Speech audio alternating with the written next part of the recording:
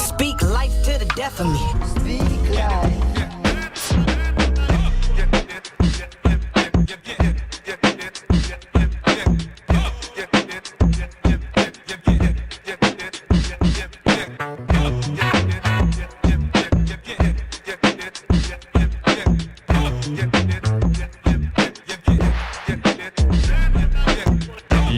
Yo, what's up? Welcome to another episode of Speak Life right here on Gorilla Cross. Broadcasting live from the Gorilla Cross studio here in downtown Las Vegas. I'm your host, Quan59, and we have another exciting show for you tonight. And we do have a full house in the studio today. Back with us, it's been a minute. He's still on injury reserves, but he decided to show up to the game anyways. Got my man Joe Seif. What's good? What's up, everybody? Everything's good, man. I like the I got blurred out. I like how it's been cooling down in Vegas, man. It's been hot for a minute and it's been cooling down. Yeah, the last 2 days has been very nice compared to what it's been all summer. Man, it was like 122. I got out of church on Sunday, and you know the thermometer on your car. Yeah. Normally it's like 115. It was like 122. I had to take a picture of that. I sent it to my family up in Washington. They're like, no. No, like it's 98 degrees and we're dying. Yeah, I'm good like, on that. Yeah, good on that, man. Injured reserves. We'll talk about that a little bit later. Yeah. Lay some hands on them and get it healed in Jesus' name. All right, we have back in the building. This is her second time co-hosting. Back in the building. She's been hitting me up every week like, Quan, I thought we were doing the show tonight. And I'm over there in bed like, man, I'm tired. But we got Dizzy Liv back in the building. How you feeling? Yo. I'm feeling great, man. I'm glad to be here. We are glad to have you. And without further ado, love is a verb. We got Cope in the building. What's up, man? Wow. I didn't know what else to do. Everybody said something unique, so I had to go so off you the said rip something with that wasn't something unique. different. Yeah, Europe is unique because we're not on the East Coast. So wow. I stole their whole swag from over there. The whole swag, huh? Their whole thing. Okay, everything. the whole thing. Europe. Whole thing from the East Coast. Yeah. All right, we're going to jump right into it because we have a special guest on the line, and he's all the way on the East Coast. He just put his 7, 8, 9 kids to sleep, and now he's getting on the line with us. He has probably been on more than any other artist I think we've had on the show. We have him on like once or twice a year. I'm getting sick of him, but he keeps putting out dope music, so we have to keep having him on. We got Jered Sanders live in the building. What's good? Big up. Big, what's going on, y'all, man? I appreciate it. No, don't put 7, 8 kids on me, man. I just had my third one, man. She's 6 weeks old. She'll be 7 weeks tomorrow, man. Dude, congratulations, man. What a blessing. 6 weeks old. Is that your first girl, or you had a boy and a girl already? No, that's the second girl. So okay, me and my son are outnumbered now, man. The estrogen is outnumbering us. Yeah, but, you got to try for another boy, man. No, don't try for another. No. You're done. Listen. Like when she said she's good, I said I'm good. Like for real. I don't know how people do it, man. Like I have one. I have a son, and that's it. And every day I look at my wife, and I'm like, I don't know how our family does it. Like my sister, she has 4 girls and just had a boy, and they're all under the age of 9. And I don't understand. I don't understand how parents do it, man. Like That's I'm a good. lot. Like he runs me ragged, man, and I'm like, I'm Now, good. real talk, like I wanted, like I was low key, like, yo, I want another boy, before she came along. And then I see how my son be acting, and I'm like, I'm cool. I'll take another girl. That's funny, man. All right, man. To kind of talk about that, like you're having a baby at the same time you're doing an album rollout. And this isn't just like you put out a lot of mixtapes, you put out a lot of EPs, but this was a full album. And so you're doing that at the same time that you and your wife are having a kid. What's that whole process like, man? Because that just seems like a lot. Because we tried to get you on. I wanted to interview you before the project even dropped. And you're like, bro, I'm about to have a kid next week, so we can't do it next week. So talk about that whole rollout. So, I mean, I'll be honest with you. It wasn't that hard for me. I didn't have to have the baby. You know what I'm saying? So, yeah, true. Like low key, I mean, I had to definitely make sure that I was supported though. So, the one thing that you don't want to walk into, having another kid with is like, is he like on his phone all the time? Like, so I didn't want that to be the case. But I mean, I had the idea, the theme for the project for a long time. It was just finally time to put boots on the ground, and it just worked. Like I think the reason why the album dropped the time that it did is because that's kind of what me and Biz agreed on. But otherwise everything was kind of planned out already. Like we had the rollout, we had the schedule, everything was kind of done. Yeah. All right, the album is called Jordan with the Wizard. So I thought maybe this is going to be an album of you being a shell of yourself. But it was actually really dope. Give us the idea of the title. Like why was it titled that? And, obviously, if you listen to the album, you can kind of hear what's going on. But for those of the listeners that are just kind of seeing it, like, what is this about? Give them an idea. Yeah. So the one thing that always made me laugh is like I'm beginning to accept at this point in life that, I have to look at what I can offer to the Christian rap space. And one of the major things that I think is at a deficit for real is making it cool to grow up, right? Like there's always this weird transition period. There's like old guys who want to be young, old guys who are like super old, but there's not a lot of a space for people to make maturity a cool thing. Like, you know what I'm saying? I still like copping, matter of fact, I just got the backboard, broken backboard J's and all that. So I still have like an eye and an ear to things that are still cool. But, I make enough to, get the Jordans and the baby clothes. And so it's kind of just, what I wanted people to understand about Jordan with the Wizards. A lot of people, especially in the newer era, they kind of dismiss those last 2 years that Jordan had. But I'm going to be honest with you, coming off of a 3-year layoff and popping back outside and putting up 20 a game at 39 and 40 years old, like that's still Mike over there. Yeah. Like he might be old, but he'll still cook you if you let him. You know what I'm saying? Like, so I think that, in rap, in that medium, man, we kind of get a chance to grow and mature, and our experiences make us sharper, as opposed to, the wear and tear on the knees that a regular athlete would have. Like my mind is still sharp as it could possibly be. Yeah. Yeah, and it is different. I mean, with hip hop, we've talked about this a lot on our show because obviously, like some of us are older. We got a younger person in here. Kels is kind of in the middle. But we talk about that all the time where how did hip hop become a young man's game? You know what I'm saying? Because young people didn't start it. We started it when we were young, but right, like I think the problem is what you kind of said, like it's the old men trying to be young instead of maturing, with having the music mature with where we're at in life, right? Too many people try to make that something where they wanted to keep being young, but I think we've seen in the last couple years, even with the albums that have come out recently with the Clips, Raekwon, Ghostface, like they're making some really dope music still, but it sounds different. It sounds more mature than it used to. And I think it's showing people that we could still do this no matter what age. It's just weird when you try to start out when you're 50, but if you've been doing it for a long time, like, it's good. You know, I equate it to somebody was saying something about it's off topic, but it falls in line with the same thing. Somebody was making a complaint about the way Star Wars is moving right now. And what they're saying is you need to stop making Star Wars movies for the newer generation because we're the ones that grew up on it. Like, you're making Star Wars movies for us. And any young person's like, wow, that's a good movie. Like, these are like, when you change what it is that we've been doing. So like how the movies need to mature with its audience.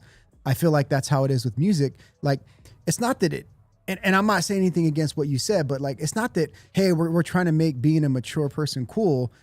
I'm just trying to be mature and tell you about what's going, like, you know, it's an old saying. This is grown man talk. Yeah. You know what I'm saying? Like, only grown men that have gone through it will understand this. And if you don't get it, you're too young, but that you can still vibe off of it. Yeah. But there's going to be people when they hear it, they're going to be like, oh, I know what he's talking about. Yeah. Like getting up at 3 o'clock in the morning with the baby. I know what he's talking about. And some 18-year-old kids going to be like, I have no idea what you're talking about, bro.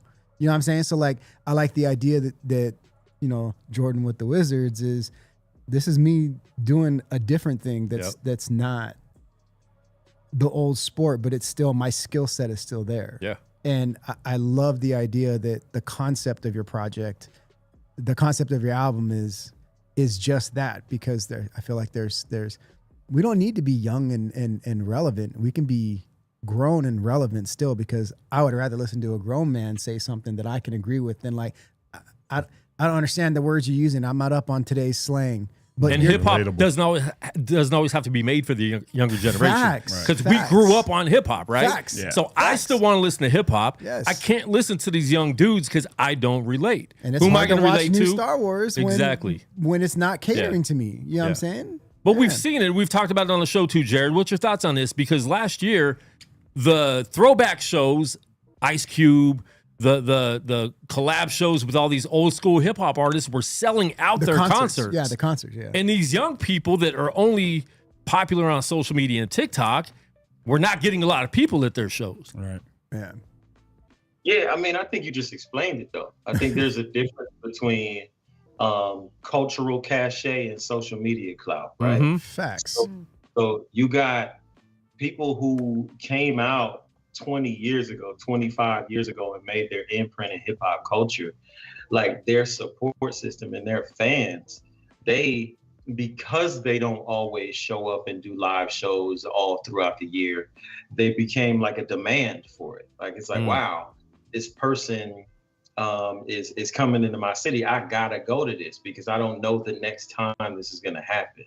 Sometimes creating that level of scarcity kind of motivates people to want to be able to show up. Like, I think one of the major stigmas that happens when you're an artist that tours and performs a lot is that sometimes if you go to different cities, you can kind of burn out. You know, you show up there too many times. Yeah. Whereas, you know, these guys who are the legends of the game, you know, which is a beautiful thing to see for hip hop, because that's something that 20 years ago we probably weren't even talking about.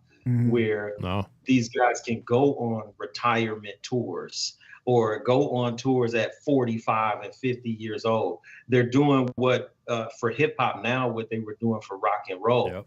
Like, you could do that now in hip hop. And I think that's a sign that it's growing and it's maturing and it's showing there's still a demand for that, man. Oh, 100%. I went to a couple weeks back. Last month, I went to that Nas show at the Wynn. Oh, with the orchestra and all that? Yeah, like with the Philharmonic, dude. And it was really cool because Nas is doing like a list of his greatest hits, but in between sets when he's talking, you could tell he's like, yeah, I wrote this when I was 16, but in between he's like, you know, like he even live was changing some of the words because he's outgrown that. But and I'm like, that's dope, because even when he would change stuff, I'm like, I feel you. Yeah. I feel you for changing that because you're not out there wilding anymore, dude. Right. Like, Wow. And there is a need for that. You know what I'm saying? Like, because we still want to be entertained. You know what I have to say about that? Thanks for the invite.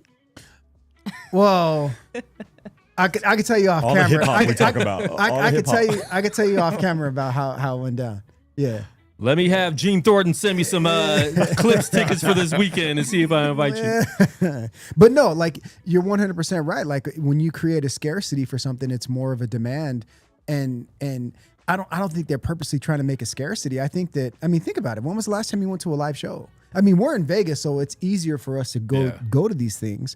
But on a regular basis, how many times do you go to live shows? Yeah. And I think that's what not a young, but like a younger generation is realizing. Like, yeah, I'm dope on Instagram and TikTok, but nobody wants to. But that's 1 minute for me to do like an hour of like me just being like giving it my all.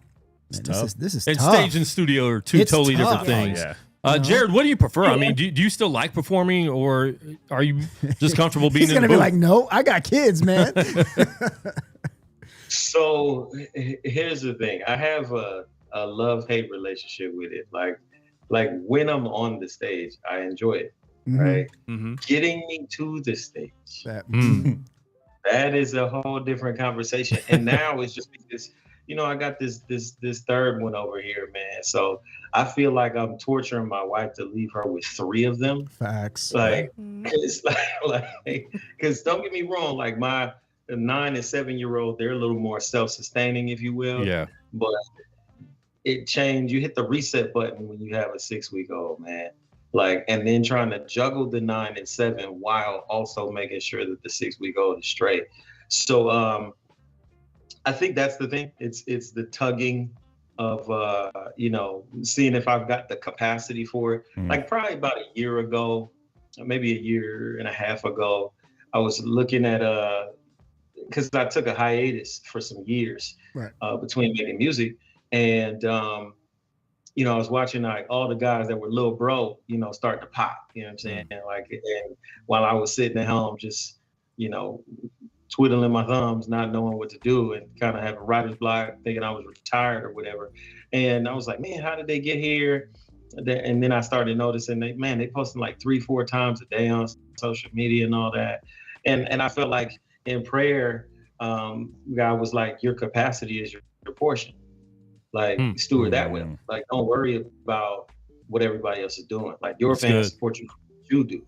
Like, and if I tried to make 3-4 posts a day, people be like, what is he doing? Like, get out of here. He's doing too much. Like, and that doesn't work for me, right? But I think that because my supporters appreciate the craftsmanship of the writing, they appreciate the concern for the branding and the marketing of a thing. They concern themselves with the quality of the sound and the music. Like, as long as you have those things intact, people will want to hear what you have to say, even if you do make them wait.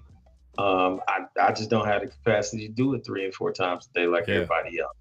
Like, and getting on stage is cool, but I'd probably be the guy that, I remember Rick Ross said in one time, he said, if I go on a tour, I want to go to a city and then like space it out and have like another show like 2-3 days later so I can enjoy the city. Like, that's where I'm at.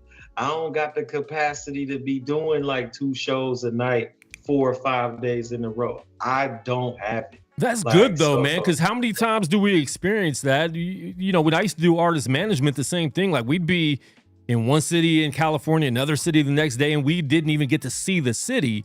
So I could say I've been there, right? But I didn't explore anything in that city. Right. And life's too short just to say, look at everything I did, but you didn't actually get to enjoy it. You just have a paper where you can show everything you've accomplished for what. So I agree with that, man. I think it's much better to sit back, enjoy life, quit trying to put so much on your plate at once. And I genuinely believe, and I'm not even trying to be funny. Like, I genuinely believe if I really sat down and carved out and mapped out a Jordan with the Wizards tour, like I think it would do well because I've never done a solo tour. Yeah. Like it would be like, oh, he's coming to this city. Yeah. Like it would be something that would be a moment. But I would even, really want to capture keeping the venue smaller, Yep. making sure that we, kept the aesthetic consistent so that we could do something like that. Yeah, I mean, so. But is it's that on in the road. works? Because you could do something like that, Jered, where you Like a have a 10-city tour, like a where if they conceptual want to tour. see you, they got to come close. You could hit every, East Coast. You have 2 or 3 on the East Coast, West Coast, Midwest, South, Midwest. Midwest, Yeah, dude. Midwest. That'd be dope. I'm going to allow my silence to speak here. All right. No, that's good. I here's the thing. I look at it this way. I feel like us as like being responsible adults and or hopefully, but especially responsible believers and Christians, we would never look at somebody and say, man, if you want to take care of your family and if you want to get the bills paid, you need to be putting in 15-hour days and working 70-hour weeks. Right. We would be like, dude, you're horrible. Shut up. So why would we expect somebody to put out like a tour and in a production campaign? Like in regular life, be good, take care of yourself. But you're grinding. So like forget your family and grind it out. Like it doesn't matter. And we talked about it a little bit on the show before too. Like if a Christian artist is putting 300 days a year on tour, Man, away from your family, where's your family? it's pretty easy to slip up, right? And we've seen that multiple times in Look, our Jered's genre. shaking his head because he gets it. He knows. Yeah. You know what I'm saying? Like, so that's what I love his idea of like, I'm gonna do a show and then we're gonna max out in the city for like 3 to 4 days. Yeah. And then, hey, so now everybody knows you got plenty of time to know that next week we're gonna be over here and we're gonna max out there too. Whoop, whoop. Like, enjoy, like, because you could take your family with you on tour. Tonight I gotta work, Dad's gotta work, but for the next couple of days we're gonna go see the sights. We're gonna blah blah blah. I think that's a freaking amazing idea, bro. I think you're over here doing this. I think I'm gonna be quiet. Do it, man. Like you I already think he got already knows all he's of doing it. Yeah, That's you know why. what I'm saying? Handle it, man. That's dope. Silence is an answer. He knows what's going on. He knows where I to go. can neither As a confirm new nor- artist, how would you feel about doing something like that? No, honestly, that sounds like something I would do just because I don't do well running. I don't like to run on E. Like I would need to recharge and stuff. You can't run on E and expect to give your best. But see, I think the problem is society's telling us to run on E and we run with it, right? We have to, like Jered was saying, we have to post 5 times a day. We have to always be doing something, and we're never resting. We're never resetting our own minds and spirits. We're always on the go. And like with a tour, like I've done it before. I've been with artists where we have to fill up every single second. Sometimes doing 2 shows in one city in one day. Yeah, that doesn't Yo, sound I'ma appealing tell to ya. me. I'm gonna tell y'all, I ain't gonna lie. Touring sucks. It does. Like the best part about it is the fellowship en route to the next city. Yeah. Like Facts. overall, you living out of a suitcase.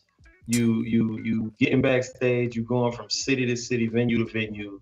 You eat crappy food. You get to the hotel at late times. It's like it's just weird.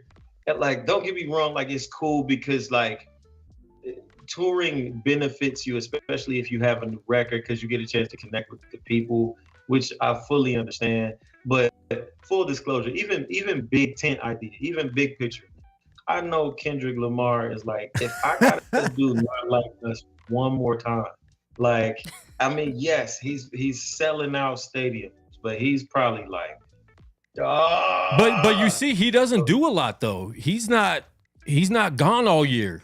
he's not. He And I will think go that- out and that then you helps. won't see him again for 2 more years. Hey, But I think that's what he knows. Yeah, He knows what's exactly. happening. Luke said, nah, man, Jered's silence is just creating anticipation. He ain't really going to come outside like that. That's good for the next album drop. I want to talk I about. can't neither confirm nor deny it. That confirms it. I'm telling you, go. What you got? Cope? I'm curious of like I feel like we came from an era where touring and doing shows was what made the growth behind the business aspect. And I'm curious if like the benefits no longer outweigh the cons. Like, do you get those extra bodies in there that you never got to interact with, selling merch, things like that we get and benefit as artists being at shows? Are those benefits going away? Does it make more sense to just stay at home and just do things on social media? I don't think so. I don't agree. No, I think that touring has its purpose, right? I think that touring has its purpose so long as you steward well the data that you have to know when it's time to tour. To know, to know where to go. Yeah. Because the one thing you don't want to do is start to map out a tour thinking you know where your bases are, and then ticket sales come in low and you just canceling shows looking goofy.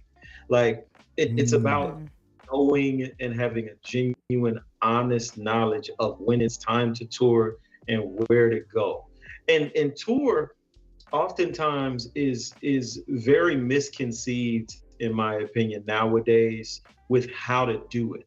Like, everybody still thinks you pack in a van, load up your stuff and go city to city. There's ways that you can build it out differently than that. You can build out experiences. You can build out pop-up shows. Like, you don't have to, try to be like, man, we're going to get a 500-person venue and we got to do. If you're not a 500-person venue artist, please don't do that. Like, because it's going to look bad optically. Which, Jered, a lot of artists don't realize that, because when we used to put on events every month out here, we would have artists guarantee that they would be able to bring a crowd because of whatever numbers they were saying they would look at. And there's people like I couldn't pay because I let them know, like, I'm trying to cancel this show because we're not selling any tickets. Oh no, man, our reach out there is crazy. You know what I'm saying? And like, there's some people I couldn't pay. Like, just being honest. And that's why there's a difference between artists and booking agents, managers, and social media men. Everybody has a different hat. And I think that in this era, one of the pros and cons of this era is that a lot of the artists have become one-stop shop artists, but with that comes a lack of full grasp of how music business is conducted.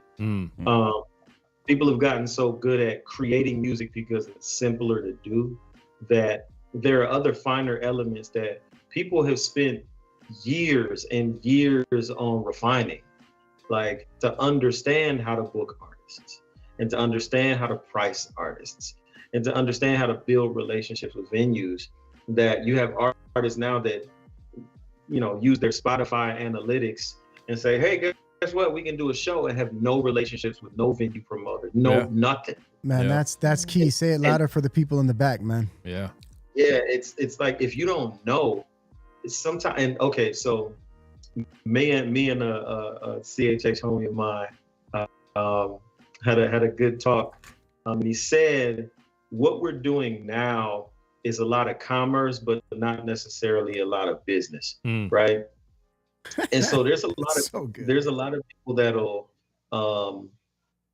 if I want to market my music on a playlist, I could just pay somebody to playlist it, right? But that's different than if I were to give them a percentage of the record, which is equity, right? So now they have a motivation for the project to succeed because they have a stake in the record. Yeah. It's what the record industry used to build their stuff on, points, right? Like, it was like, okay, well, I'm not giving you $20,000 for this record, but I'll give you a point. Like, I'll give you 2 points. Yeah. So yeah, you want to be the PR person, you want to help build this project out, you want to get the streets in, great. The success of this record and the revenue that you're going to share in is going to be predicated on the work that you're going to put in, right? So it's not just commerce. It's not just like, oh, hey, I heard you're a promoter, here's whatever. Like, now it's like, hey, man, if you work this project for me, if you work this show for me, you get a split of proceeds. You get a shit. Like, there's different parts of the process that newer artists are lacking in understanding. There's a lot of them that are doing commerce, going on BeatStars and going on Airbit and buying beats. Whereas there are producers out here who would put the 10,000 hours in. Mm-hmm. We were like, yo, let's make something amazing. Let's share in it so that it becomes something more. I think that one of the main reasons why that's such an issue is because we live in a microwave social media age where people compare analytics of likes and views as this is how well I'm doing. And if they're getting paid from traffic on their site, they're thinking of it as, well, my music's on my site or whatever it is, so therefore I'm making money off my music. No, you're getting money off of people looking at what you're doing, and they equate that to I'm making sales off my music, and that's why they can flop. Like one of the key things that you said at the top of the cast was, Quan asked, how did you roll out an album when you just had a baby? And the thing that stuck out of my mind that might go over everybody's head was, I already had it planned out.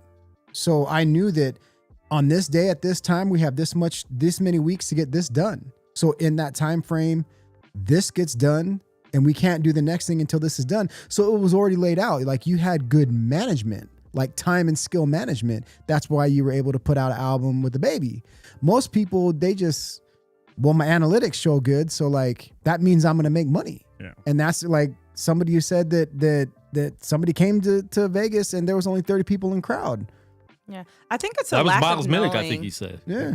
I think it's a lack of knowing too, because I'm gonna be real. As a new artist, a lot of the stuff that he said that it's just you're learning right now. I'm learning now because that's good though. It's at our fingertips. All I have to do is sign up with one of these distribution companies, put my music on there. My streams relate to, my fans, but I'm now realizing that is not necessarily the truth. All the likes that I'm getting on Instagram is not necessarily going to translate to streams. Facts. And those streams are not necessarily going to translate to people coming to a show of mine. Right. So it's just a lack of knowing those things, of, building those relationships and things like that newer artists have to learn. Let me ask you this, since you are a new artist, do you feel like that's the reason why most new artists are like, well, you know what? I know that those likes and the streams and the traffic doesn't equate to sales, so that's why I don't want to do a show. I'd rather stay completely on social media, and you can just download my project and pay whatever, and I'm cool in that lane. Do you feel like that some people actually do understand that, and that's the reason why they just want to stay in that lane? I would say but it also depends on the things that they like to do. Some artists they're so big on social media, they don't know what it's like to perform anyway. Yeah. So they could care less about going out and, socially awkward performing, because a lot of them don't a lot of them haven't performed. Don't know what stage presence is and things like that, rapping over their lyrics and stuff like that. So, And I think that's a dangerous thing. And Jered, I want you to chime in on this too. I think that's a dangerous thing because there's no longevity in that, I don't think. Not at all. Right. So, I kind of allude to it all over Jordan with the Wizards, man. It's just this idea that we're not going to be able to do this forever. Yeah.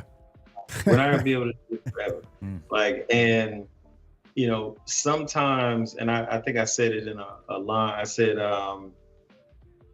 looking for the bag is a young man's game. Sometimes when you pass on a check, it's maturity. Like, sometimes all money's not good money, bro. Like, I've been dealing with that all week, Jered. I almost posted that on my timeline today. All business is not good business, and all money is not. Conversation. We were just having this conversation.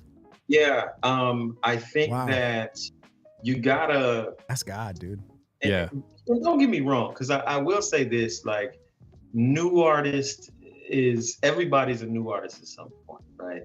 Like, and we live, we learn, we jump into things that we get overly ambitious about, and they bomb and all of that stuff. Like, the race ain't easy. Like, it's not for the faint of heart. What I would say is just know why you're doing it. Yeah. Like, why did you decide to turn on the microphone and do what you do? Because you could have stayed in your room. You know what I'm saying? Like, everybody, we don't have to do this. Yeah. You know what I mean? Like, I say that to people all the time. Like, if anything, too many people think that they're supposed to do this. Like, so now it's like oversaturated. Say it almost, louder right? for the people. No, don't get me wrong, because it used to be like 5 years ago, and I know Quan can vouch for this. 5 years ago, getting posted on a Spotify editorial playlist used to be like the holy grail, right?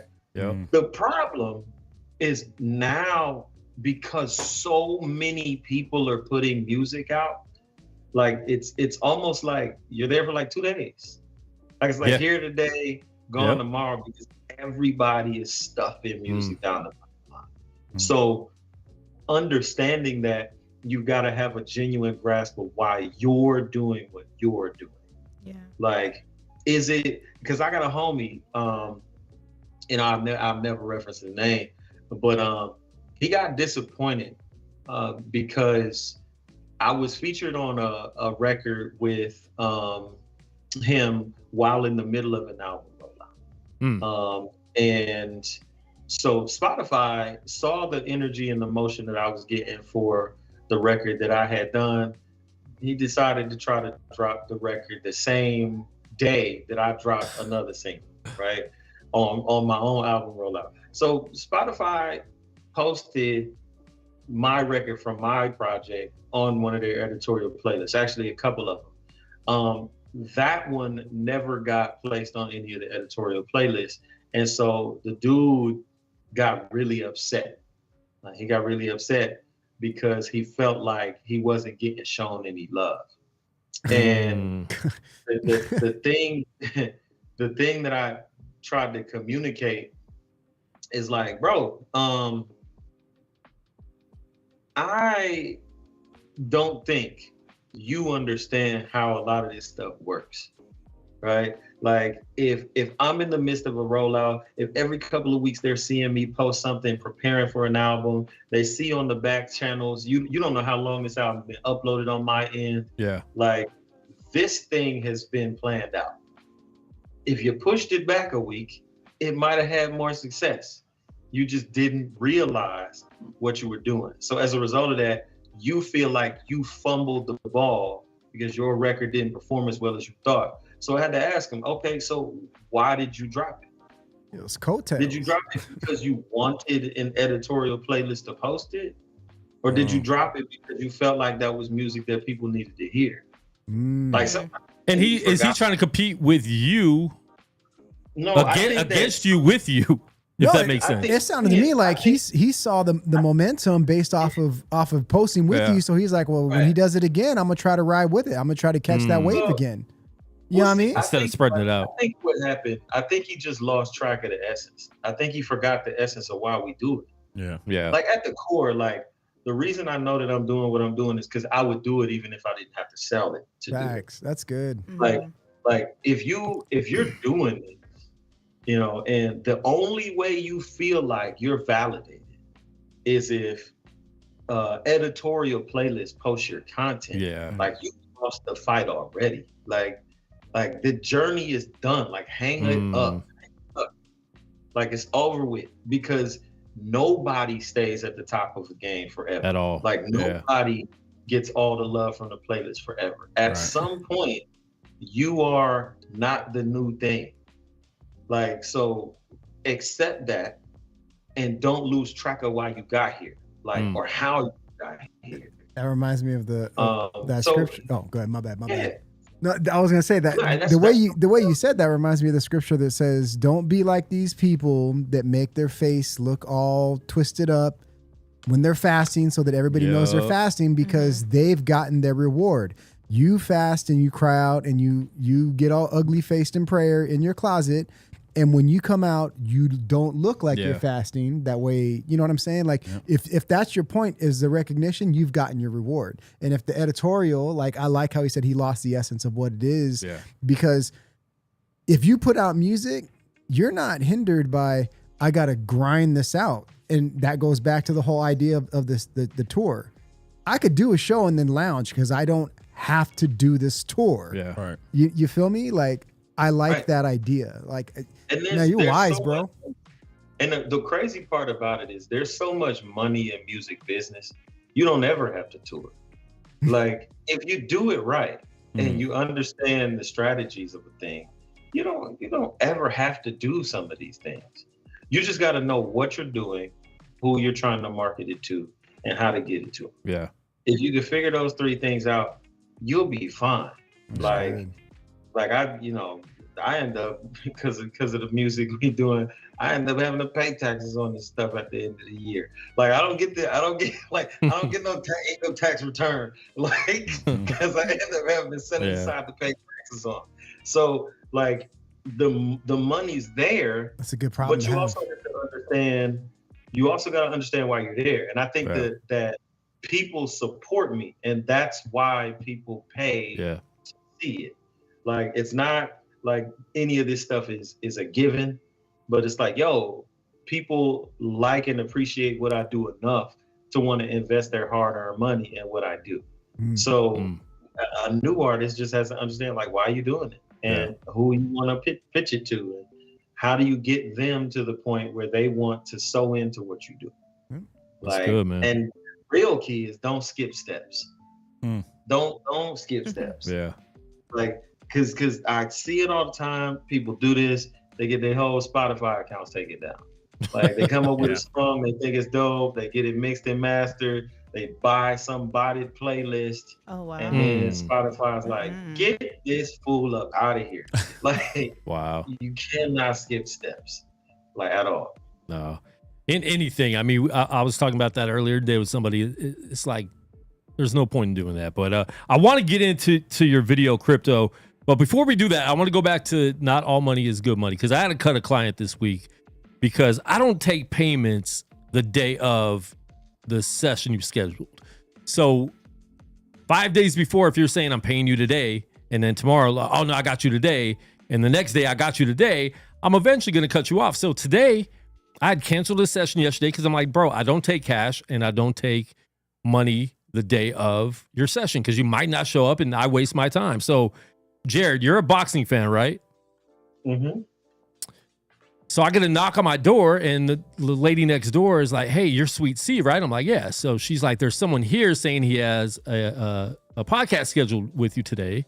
So I look outside, and I'm like, oh, he forgot to cancel his guest from coming to my studio. The legend, Jered, Al Bernstein, who is 75 years old, is outside my door, mad because this dude gave him the wrong address to the podcast. He didn't cancel him for the podcast. And I think he had put in the text a different studio to go to, but he didn't see that because he had already planned ahead of time, you know. And I told him, like, hey, bro, Al Bernstein's at my studio right now. So I hope whatever other studio you're working with right now, you do better business with. And he might be watching tonight. And if he is, I don't care. Just do better business, man, because he said, oh, I'll be back. I just had to find a studio I could pay with money. I'm not all money is good money. Nope. I can't deal with the stress of trying to chase someone down for $200. But Al Bernstein was here, Jered. That's crazy. Yeah. And I didn't ask him about the Canelo Crawford fight, but we're going to talk about that in a little bit after this video.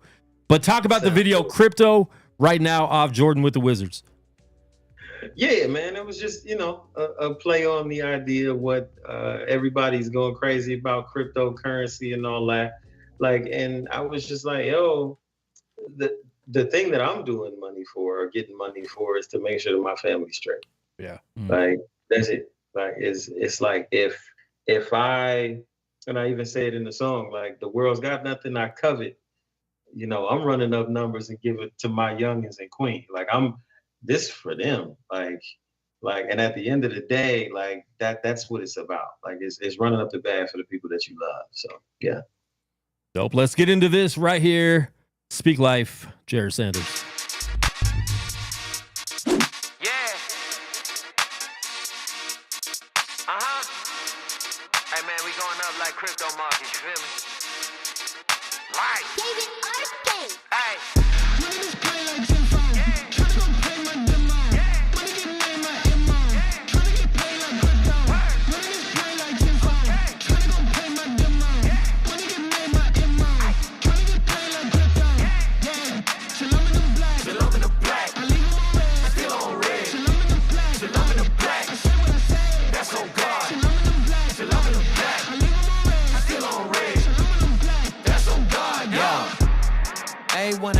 say hip-hop never had a retirement plan. You better rap big time, better kick rhyme to supply the band. Dumb down on the playlist, never swipe right and deny in advance. The plaques dead, never stack bread or providing a chance for real. I ain't tripping about a young man game, homie, I'm a real stat stuffer. My credit good, my chick bad, I break bread like the Last Supper. Poverty line, it's not something my kid never gon' pass under. For anybody else, dad wonder, homie, that's on God.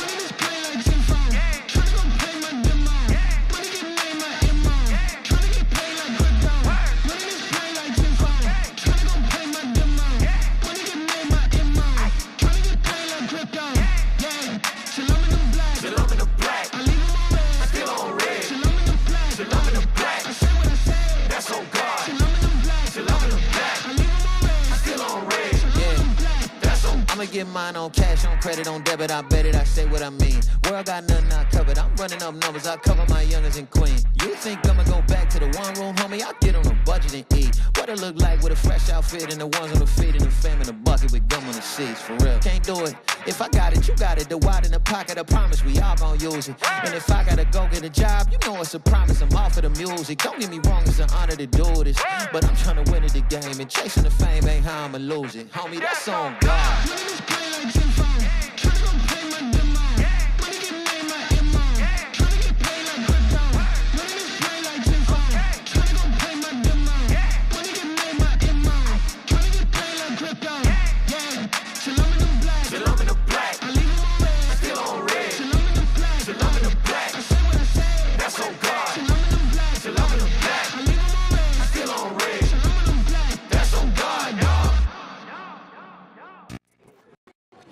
What's up, family? This is Q. You are watching Speak Life. Bam, with Quan. Let's go. Let's get it.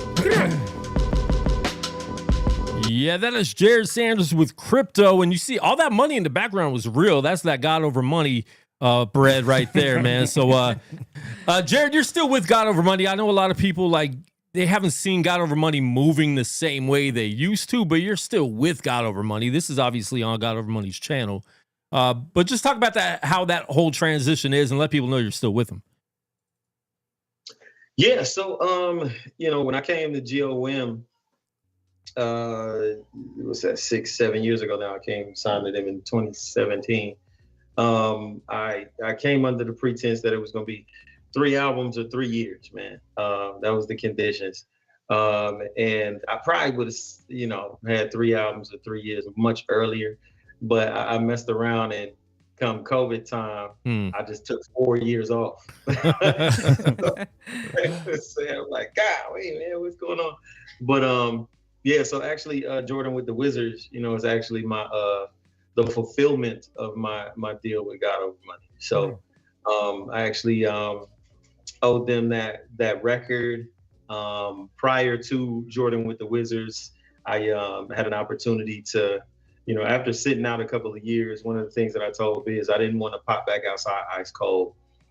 So I did a partnership with RMG Amplify to do Talk to Me Nice 1 and 2. I told them, hey, let me do these 2. We're going to make some things shake with Jordan with the Wizards. My profile will be a lot higher. It'll be a lot better and in a better spot. So, this allowed me to do that. So thus far, my terms are satisfied with God Over Money. I'm still technically God Over Money alumni, but I'm right now really a free agent, low key. So I just wanted to do it the right way, though, man. Like, I wanted to honor my commitment to them, give them quality music, and I think it was a great ride. And how has it been working with them? And is it something? I mean, would you re-sign, or is it something where you just kind of want to do something different now? Well, when I initially came to GOM, like when I initially signed with Biz and them, I loved the experience. I ended up telling Biz, one thing that I want is to have something of my own. Yeah. So initially it was intended to build out my profile so that I can have something of my own, so I could have, an imprint of my own. And I don't know if you guys saw when I dropped Talk to Me Nice 1 and 2 on the liners, it was Hope is Dope Music. Dope. Yeah. / RMG Amplify. So that is the situation that I'm probably looking for a home for Hope is Dope Music now. But as far as, working with GOM, I think that I told Biz from the beginning it was to get my own. So I don't think there would be like a per se re-signing. Yeah. But that's still fam no matter what. It's good stuff, man. I want to mention the title of your project, Jordan with the Wizards. So, like, I'm not a basketball person, so I actually had to go do some research. I'm like, okay, was he in his prime at that time? Like, what was it? But then I came to notice that, 20, points per average or whatever it is. But that was his last team that he was on before he retired officially. And I was like, okay, that's so dope. So I looked that up first, and then I listened to your album, and I was like, this is so great. And I was able to see, like, everything that he explained in the beginning, just about the maturity and everything. I really was able to see that in the album, so I really loved that. Especially, like, my favorite song was Daddy Duties on that, and I feel like that really, like, kind of explained it in a sense, like definitely, yeah. But I appreciate that. I appreciate it. Yeah, Jered, I'm curious, and I like that coming from somebody that isn't familiar with him yet. You know what I'm saying? So that's a dope perspective, being able to get that. Well, actually, when when I found out I was like, okay, let me see if I had a song falling. Something like that. It was on one of your older projects. Yeah, Fear of Falling. Yes, Fear of Falling. I had that song on repeat. Like, that was one of the first songs that I was listening to when I first got saved, and I was like, okay, I got to stop listening to the secular music. Like, so yeah, definitely. See, Jered, you are a Christian rapper, man. Look at that. See, man, Wow. Look at the thumbprint of God all over the catalog, man. Yeah. So, Jered, I was curious, like, how has the concept been received? Is it something that you're often explaining, kind of to Dizzy's point, like, everybody's not basketball fans? I honestly heard the title and was like, okay, yeah, I know what this album's about to be about, just being a basketball fan. But how's the concept trying to been play received? and stuff like that? Not trying. I do very well. I don't know what he's talking about. I do very well. No, I really haven't felt the need to have to explain it too much. Because I think I articulated it throughout the rollout a lot, what it stood for, and I think that is the sign, in my opinion, of a strong rollout, when you don't have to explain what something is when it's out. Like, it's like that it's like you there's a blueprint, and then you have to actually build it, right? Like, you're gonna know if it's a quality build if once you get a chance to stand back and look at it, it looks complete, right? Right. Sometimes, how sometimes you walk into some of these apartment complexes that look new and the foundation is splitting, and it's like, oh, this is stupid looking. Like, they rushed this. I don't feel like it feels rushed. I feel like it's baked in. I feel like the concept and the idea, from different generations, it means something different, right? Truth be told, the OGs are like, man, I know exactly where you at. You know what I'm saying? Like, and then, the young adults are like, oh yeah, I remember MJ when he was with the Wizards. And then, the youngsters is like, who's MJ? Oh, he's saying he's old. He's saying he's old. So you catch a lot. I think more than anything, the way that I built the album is kind of on the principle that, like, the same way that I think about crafting a sermon is built around Jesus's Sermon on the Mount, right? So kids were there too. Like, he wasn't just talking to one person. Like, there were all age groups that were present. Could they take these principles? Could they take these beatitudes and apply it to their lives, right? So kids are going to hear it, and they're probably going to be like, oh, those are cool beats. I'm cool with that. Like, we can build that. The young adults are going to hear it and be like, man, that's some bars right there. And then the older you get, like, they're like, man, he talking that real. Like, So I'm like, we're building it properly. So yeah, I don't feel like I had to explain it a whole lot.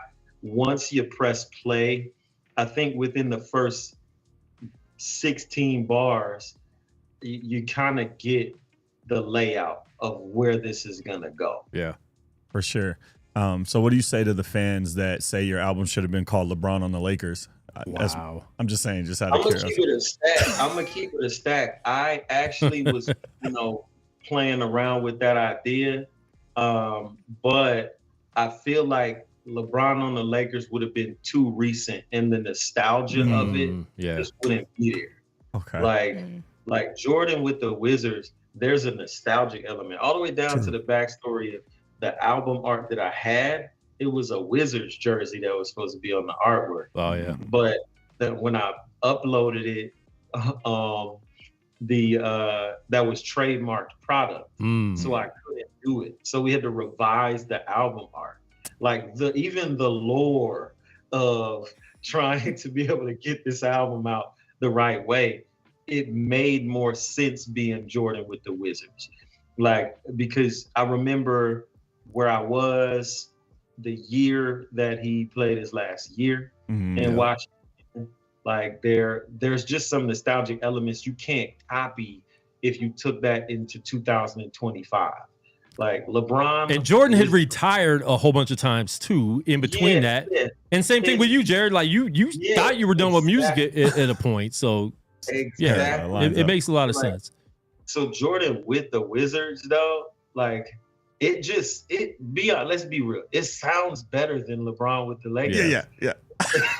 Because LeBron has had success with the Lakers too. Jordan with the Wizards, that was an experiment gone wrong. That was something where he did that for the team to try to make them better because he was an executive for them. Yeah. Came downstairs to play for them. He played 2 years. They didn't do anything to try to help build that. And then when he was done playing, they fired him from even being an executive again. Yeah. So it backfired in his face. So there's a lot to that.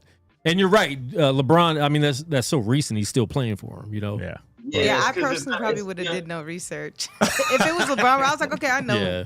But I was like Jordan with this. I was like, okay, Makes I people knew think a lot more. Yeah. Michael Jordan to play for the Bulls, right? Yeah. So I love that. What's that joint? What does that even mean? Nobody knows. It's provocative. It's provocative. It gets the people going. Yeah. I just want to say, I think it's awesome that the original cover art was not accepted, because when I saw the album art, to me, I was like, okay, this is a classic cover. It's very simplistic. That's minimal. And the splash of red, it gives it its newness, but even the JWTW looks like a crown on top of the basketball. Like, that red, it gives it a splash of newness. Yeah. It looks like you have to look at it. Like whoever you got to design that. Shout out to RJ like, Vergara. That man, they need to get paid, because that was some of the best minimalistic work, man. He got paid. Dope. He got paid. Go buy the album now so you can help him pay for that album cover. Yeah, I like it. Yeah, but even more so, like all the way down to what you just said. Like you said, that's a classic cover. Like it's because it's inspired by the things that are nostalgic. Yeah, it's inspired by the Ready to Die album cover. Like it's inspired by even all the way down to even the Kendrick Lamar GNX cover. Like when you're really playing with black and white with that splash of color, it adds like a vintage element to it that, it's like, oh, okay. like it just it was something about it, and RJ really captured it all the way down to the single art, the announcement art, playing with the Nike blocking, I was like, yeah. And you were dropping a lot of reels too, Jered. Who was doing all that? Was he doing all that too? No. My guy, Nick, did all of the reels for Jordan with the Wizards. Because some of those were better than a lot of people's music videos. Like there were some really dope reels you were dropping. Like for real. Hey man, praise God for that. I just wanted to make it look cool for real. Like I think one thing I will say, whether people like to acknowledge it or not, like, I think I kind of do some cool stuff, bro. Like, for sure. You do. Like, I don't because the thing is, like, I don't know. A lot of times, I don't know if it's gonna work. You know, sometimes you play around enough in making music. You don't get married to a concept. You don't get married to an idea all the time. So you're guessing, and then you get to the point where you're just at peace with, like, I think it looks cool, like, and you just give that to the people. Yeah. So, you know. Now, did anybody get mad because you were DMing us on social media, right? You're DMing everybody the reel. I was waking up every morning hoping like one of these Latinas hit me back, and it's Jered Sanders sent you another reel. was that irritating anyone, or was that helping with the rollout? No, because I sent it to people that I actually respect and that respect me. Okay. Like, Nice. It was a different, like, it's way different, like, when you are letting people who you know what you're doing. Yes. Versus letting just people spamming everybody. know. Yeah. Yeah, nah, that's just crazy work. Can we say that louder for the people that's the purpose of social media, is to let people know who are following you what it is, not we're cramming this down your throat unsolicited. Yeah. Because that's the best way to market. And I think there's few people I've seen, especially like in the CHH realm, that do it right. And like it's a really good non-spam type of thing. Yeah. So your whole rollout on the project, and from the planning to the release, man, like you're showing your professionalism. Yeah. You know what I'm saying? Like the excellence is there. You can like, and I'm sure you don't, like, nobody needs to like build you up, but like props to you for being obedient to what God told you to do and how to do it, because this is a clear case of, if you do it in excellence and obedience to what God is calling you to do, and being humble, being able to take a step back and say, all right, this isn't like, I like it, and as long as I like it, here you go. Not trying too hard. That's hard in 2025 for people to do. Yeah. It really is. So props to you, man. Appreciate it. Yeah. Can we talk about the beat selection? Like, I know you said, the youngers are going to feel the beats. So you're feeling the beats, right? But no, look, I was hearing the beats to where it's everything. But I felt like the project had such it was very cohesive. It went very well together. At one point, and I feel like it switched, and it was like, okay, now this is the vibe that, like, it was dope. So, like, did you work with like one producer, or did you have like a lot of different producers on the project? I worked with four. But I worked with two of the four. Only did one beat. One of them did, I believe, three. So the bulk of the production was handled by one guy. And who's that? David Arcade. Okay. So the bulk of the production was handled by him. And I think that I just wanted something that also felt like it captured some elements of a classic feel to it. Like I don't know, like randomly, and I don't know where people land on this, but I listened to like the Clips album, Lord Willing. And like when I listened to it, I was like, yo, there's a sound here that, like, across the board, it was like, yeah, I need to have something that resonates with people, but sounds familiar. Like, it's not, I don't want to, if people like trap music, I wanted to still have some of the edge, like a record like Pray For Me. Like, I wanted the sub to kind of have some like distortion to it, like to give it, there's little nuances in the production that I thought like David did a really great job of. All the way down to like Daddy Duties, the record she referred to, like little sounds like that. Like, I was like, this makes it an interesting listen. So even if you're not hearing the raps, it's an interesting listen. So yeah, there's that. And I want to play one of my favorite songs off the album, which is near the end. It's kind of funny. Like, to me, most of my favorite songs are the second half of the album. And usually you don't get that, right? Like usually you hear all the good songs up front, and they throw some fillers in at the end. But like most of my favorite songs that I go back to are in the second half of the album. But I want to play "Don't Quit Your Day Job." Talk about that real quick, and I want to jump into it. Hey man, that's self-explanatory. It really is. Hey, you got it.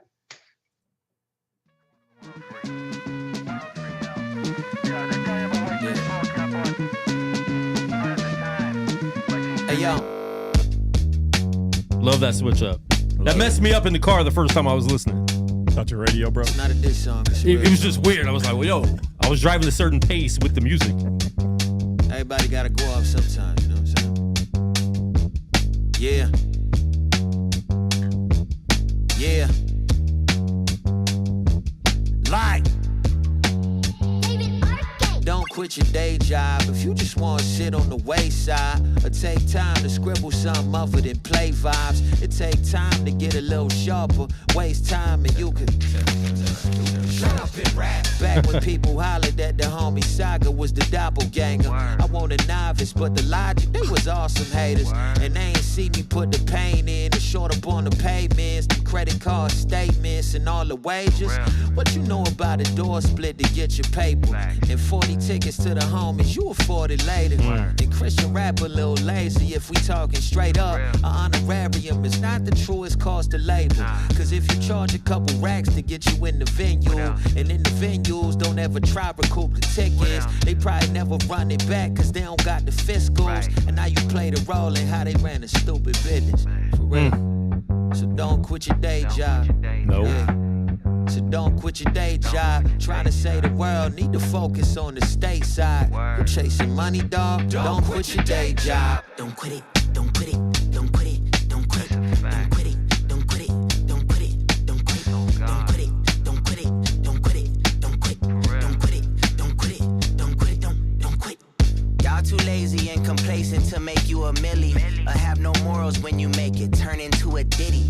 It's more money and more problems, especially in your city. Don't nothing good come from chasing fame and chasing. Wait, I can tell you how to make it all pop. Shoot good content, post it a lot. Drop every piece when a song by the drop. Only run ads on the one that's hot. Get on collabs and then outdo them. Get on the road and then build through them. Do a remix but make it your own sound. Throw an annual show in your whole town. Put people on when you got a little legs. Keep your intent, make moves, don't beg. Find a little help, get pressed in a sync to get your songs on games and TV. Register everywhere that you make dough. Form a new income stream every week. Be authentic to yourself with a team. You always gonna get everything you speak. No 9 to 5 when dropping lines. It's 24, 365. I hope you hear this when you young, cause family take up lots of time. I hope you still live with your mom. I hope you know that this a grind. I hope that you take notes. This blew me up. That's why I quit my job.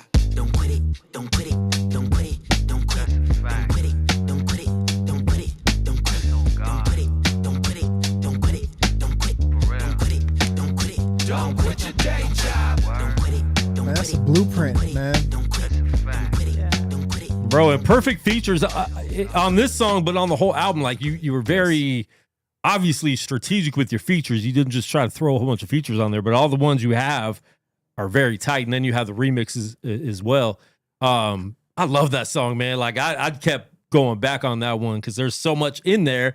And being in that, like, I know exactly what you're talking about. Like that's something that if you're an artist, even if you're a promoter, if you're anything in this, like there's so much there that relates. I love that track. Yeah. And I feel like those beats too, that's very simplistic, really exposes people who can rap and who can't. And 100%. the bars are there. Like it was dope. Jered, they say you look like Saga, the battle rapper Saga. Is that what that line was? Yeah. As soon as I heard the line, I was like, I can see it a little bit. I can see it a little bit. Yeah, when he first hit me up, I thought Saga's real name was Jered Sanders. Yeah. That's funny. That was happening for real. I got a question. So because I really like the idea, like bass, drum and bass is really, really good. I think that's some of the most classic foundation you can ever have for hip hop, like to showcase your skills. So when you're obviously you had one producer who produced a bulk of the project, and then another person did 3 to 4 tracks, and then the other 2 just did the 2. So when they give you beat tapes, are you saying, okay, this is the core of the sound that I have, and so they'll like the guys that you only took one track from, one beat from, did they send you like, here's a bunch, and then you're trying to find what sonically matches the rest of the album? Or was it like, well, this is funky and I think I can make it work? Because I there's too many projects where it's like every song sounds like a different project, and some people are like, I can't feel that album. So how did you choose those? So here's the thing. I actually Jordan with the Wizards could have actually been a shorter project. Because Believe was really me kind of handing it back to the people, because at the end of last year, I dropped a project on Even called Gift of Gab 3. Yep. All right. And when I dropped that record, a lot of people were complaining about when they were downloading Gift of Gab 3, they got Belief. Like they got the record, but they got only the instrumental. And so like I kept having to send people like who were complaining, like a link to Believe, the actual song. And I was like, you know what? I would just put this on the album. Like, so it really wasn't actually intended to be a part of Jordan with the Wizards at all. It was just me finding a way to mitigate, you know, people who were having issues hearing the song. So it's kind of like, okay, well, here, y'all can get this one. And was that an issue with the distributor? Because I didn't have that problem with that song. Some people were like, I don't know what it was. I was like, I don't know. Like, bro, I was like, yo, it's there. Like I pressed play. Even the people on Even were like, it's there. Yeah. Like some people were downloading it and like, I only hear the instrumental. And I'm like, yo, y'all wilding right now. That is wild. But technical glitch. Yeah, and then but like that, truth be told, David Arcade was supposed to produce like that. But there was he had this really cold sample horn, like burr, burr, like at the very beginning, that I really enjoyed hearing. But I wasn't a fan of how he built the rest of the beat out. So I was like, yo, Sea Life, find that sample pack with that horn, and I need you to build me a new beat. Like, so it actually ended up being, you know, something that was used. So to answer your question more specifically, I don't even know how each project is gonna sound for real. Like, what ends up happening is I start creating, and then I'm like, oh, that's dope.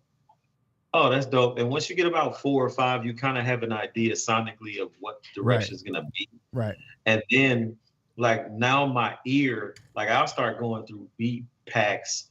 I like 100 at a time. I'm like, nope, that's not it. Until I found it. The last record to be added to Jordan with the Wizards was actually just like a shot in the dark. Pray for Me, which is a record that a lot of people really bang with. Yeah, I like that. Like, that one was the very last record. Like, the album was mixed and mastered. It was done. Like, and I heard David Arcade sent me that one. And when he's like, I was like, what? I was like, okay, all right, we're gonna add this one. We're gonna record it right now. And I hit up Paris, and he did me a solid because he shot me his verse back, and it was like his birthday. Oh wow! Like, wow. So he shot me his verse on his birthday. So I was like, yeah, happy birthday to me. You know what I'm saying? That's love. That's love. Yeah. So the record just kind of, I gravitated toward a particular sound, and that sound was very minimalistic and stripped down for a lot of the stuff. I think Crypto was probably the most energetic production on the whole joint, for real. Yeah. Everything else felt really simple to me. Like, I think Believe, like I said, that wasn't even supposed to be there. Like, it just, I was like, hey, this goes. So like, but yeah, I think I just built it around what I gravitated toward. Like I didn't and once I got a good grasp of the sound, I was like, I was going through beats left and right. Like next, I don't want it. Like, because sometimes you just catch a vibe. Like when you're like, okay, I'm working on a project, you hear these beats, like you say, you're like, you got like 4 or 5 songs, and you start going through in your ear. It's just like something that you just gravitate towards at that time. At least I know that's how it is for me when I'm working on projects. That you know, you just gravitate towards a certain sound at the time. Yeah, and you just know what doesn't fit. Yeah. Like as soon as you got a direction, it's like nope. Like immediately, like, and that was kind of how I was with this whole project. And I want to go back to the birthday thing because you said it was Paris's birthday. Thank God it was a guy because we don't celebrate like that really, do we? It's like we're cool with It's it. my But birthday month. if it was a woman, she's celebrating the whole month and doing way too much. Dizzy, do you celebrate a whole month or do you have a birthday month? Don't lie. No, I'm gonna be honest. I don't have a birthday. I just have my day, and that's it. Now, this year I actually didn't do anything on my birthday, so I had a few things afterwards, and then like 2 weeks later I did something again for my birthday. But that was that's like kind of a birthday month. Birthday month. That's what a birthday month is. But that was the first time I ever did that. Every other year prior, like it's just on my birthday I'm having dinner, or I'm having this, or I'm having that. That's it for me. I gotta ask, like, who shot Crypto? Yeah, like, I wanted to ask who that shot that? Oh, Nick, the same guy that shot all the other reels. Okay. Oh, wow. He shot Crypto as well. Because there was no Like, credits in there on the YouTube. I kept looking to see who shot it. And how long? Yeah, it was right at the very beginning of the video. If you don't mind me asking, how long did it take to shoot it? Not edit it. Like, how long did it take for you to shoot that? Like, did you get it done in a day? Yeah, maybe like 2 hours. Okay. You see, you like because I work with camera. Like Juan and I, we're moving more towards that, and there's some people that they think like, oh, we've got to do. This is going to be like a whole big thing. Well, they And either I'm think like- it's going to be too big, or they think they could film it in 30 minutes. It's like, nah, man. Like you could do something that's quality. Yeah. Like you Absolutely. just you got to get somebody who knows what they're doing. And when I looked at that, I was Really, like, there's this about is- 5 or 6 there's scenes, only- right? that's not even it's that. a 3-minute song. You Yeah. record each of them, Yeah. and then you put it together, do all the effects and all that Hey, stuff. A good editor. tell your boy he. Oh, look, it looked fresh, man. Do you it know what was kind of clean, camera he used? Man, it was clean. You know what kind of camera he used? I don't, but I know he was inspired by The Matrix. Oh, When definitely. he was Oh yeah, 100%. Yeah. Those Like, graphics. Who isn't inspired by the Matrix? You know. That was really nice, man. That was nice. I really like your video because I remember the last time we spoke, you were at a party or something. The last time we had you on, I like the idea that you have like a staff, like you have a faculty around you that if you make a plan, you have a team in place that knows their lane, and it's very evident with the rollout of how this thing worked out. If there is any advice you can give to anybody that's up and coming based off this specific album that you just put out, what would be, and I hate giving like 5 because I know there's more, but like what would be your top 3? Like these things you absolutely have to do if you want it to be successful, because the album, the rollout, all of it, like you put out a blueprint of how to do it in 2025. What advice would you give to any up and comers? That's a huge superlative, man. So I know it is. That's what I'm saying. You know, praise God. Thing number 1, know yourself. All right. You gotta know yourself, because it's very difficult to create from a space that you don't know. Yeah. It will create authentically from a space that you don't know. Because we're all artists, right? So, you know, we're sometimes creating from an unknown space. I think that's one of the struggles for most artists, Jered, to be honest. Right. I think it's more rare for artists to really know themselves while they're creating their art. Yeah. Because to a degree, to your point, we're kind of trying to figure it out. Yeah. Like as we create, like we are artists are weird, and I'm gonna say that like we're weird because it's really not normal to construct nothing and make something with melody and lyrics like that is catchy and palatable. That's not normal. Most human beings on this earth aren't doing those things.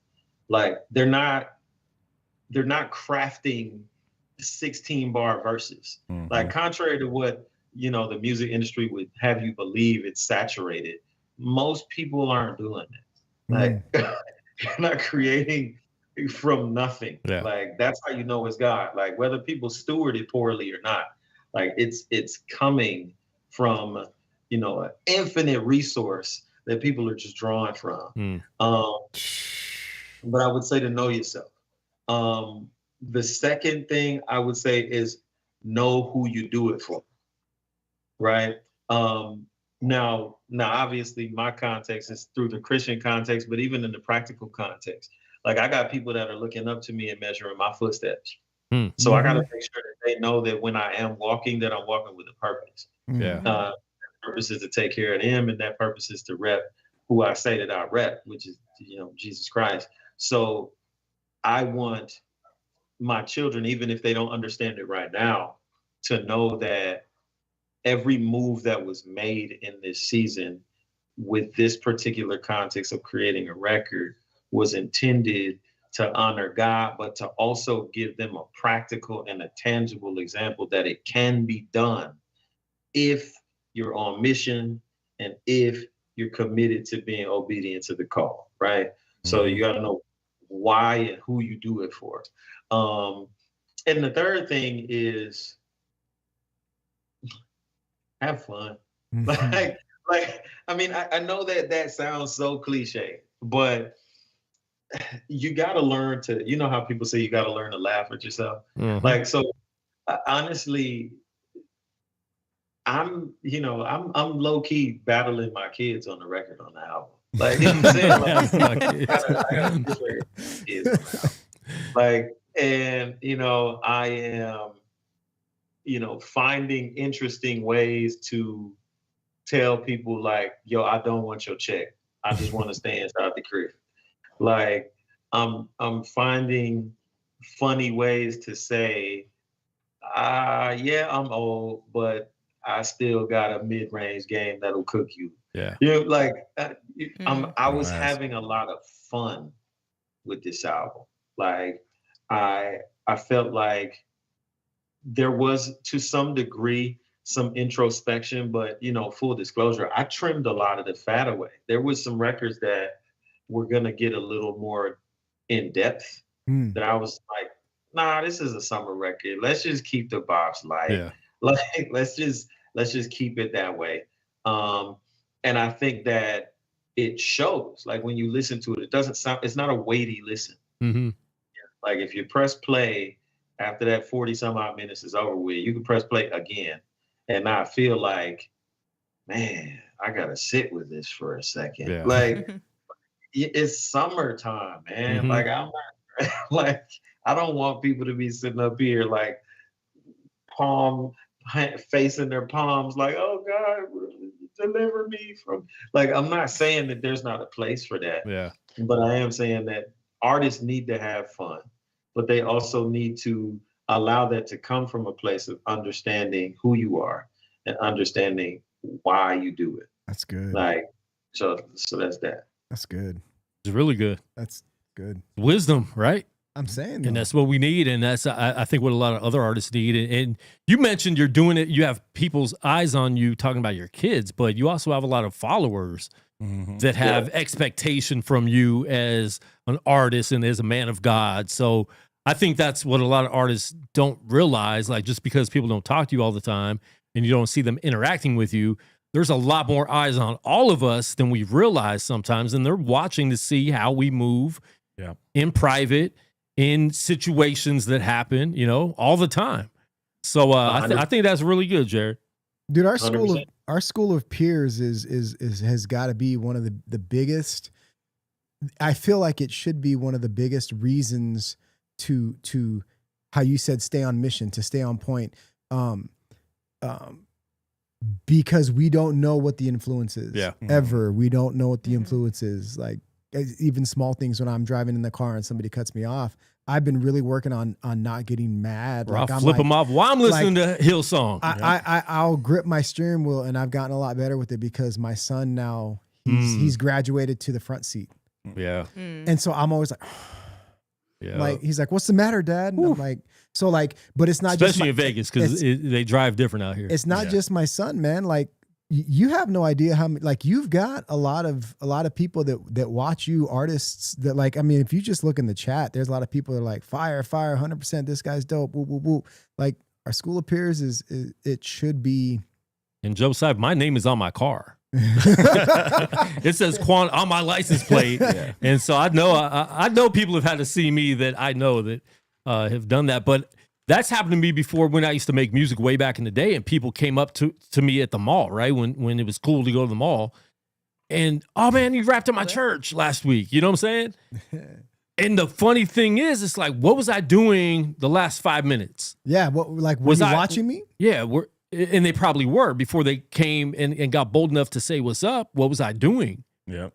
Have to like really check yourself on that. But yeah, I had somebody come to me at Walmart. Hey, you performed at my church last week. And I was like, oh, hi. But I was just shopping. But that's so real. Man, like people are. But it's like, watching. what were you doing? You know, like, were you still being a Christian in the private time when you didn't think anything? Eyes weren't on you. Yeah. You know, that also, you know, to the point I made before, I think another part of having fun is in knowing who you are is like, I'm naturally a goofball. Yeah. Like I'm naturally going to have some jokes. So there's going to be some things that you're going to hear on a Jered Sanders record that you're just not going to hear a lot of people in Christian rap say. Yeah. Like it's very rare. Like I literally put it out there. I said, CHH could check your norms because being 40 plus in the mosh pit is embarrassing. like I will say it. Like I'm 40. Like, and I will say, if you ever see me in there, like, don't pull me out of it. Like, someone come get me on the shoulder. Can I ask why? Why is that like? No, it's because like low key. Okay, so how do I say? I feel you, Jered. I understand the question coming from you, but I feel you. Nah, so you know how like if I may ask, how old are you? I'm 23. Okay, so the older a guy gets, he's a baby. So the older a guy gets, the more he realizes that he's the old guy at the club, right? And so, hopefully, like, I remember when I was probably like 24, 25, going to the 21 and up clubs, right? And I was like, I'm the man in here, right? And then I started going in there, and I would see the shorties in there with the black X's on their hand, like, and what that meant was they weren't old enough to drink, but they were in the same club that I was in. Right. Wow. Like, and so when I see like the 40-plus-year-old mosh pitting, it's like the dude with a bunch of girls with X's on their hands around. Like, it's like, yo, I don't need to be there. Like, I got a baby that I have a stroller for. You know what I'm saying? Like, I don't need to be elbowing some 20-something-year-old.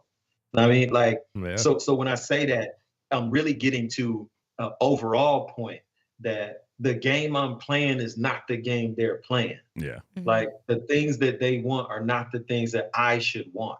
Right. Like the things that they're striving for should not be important to me. Like, you know, they're like, man, I'm trying to get on this festival and this festival and this festival. I'm like, bro, have fun.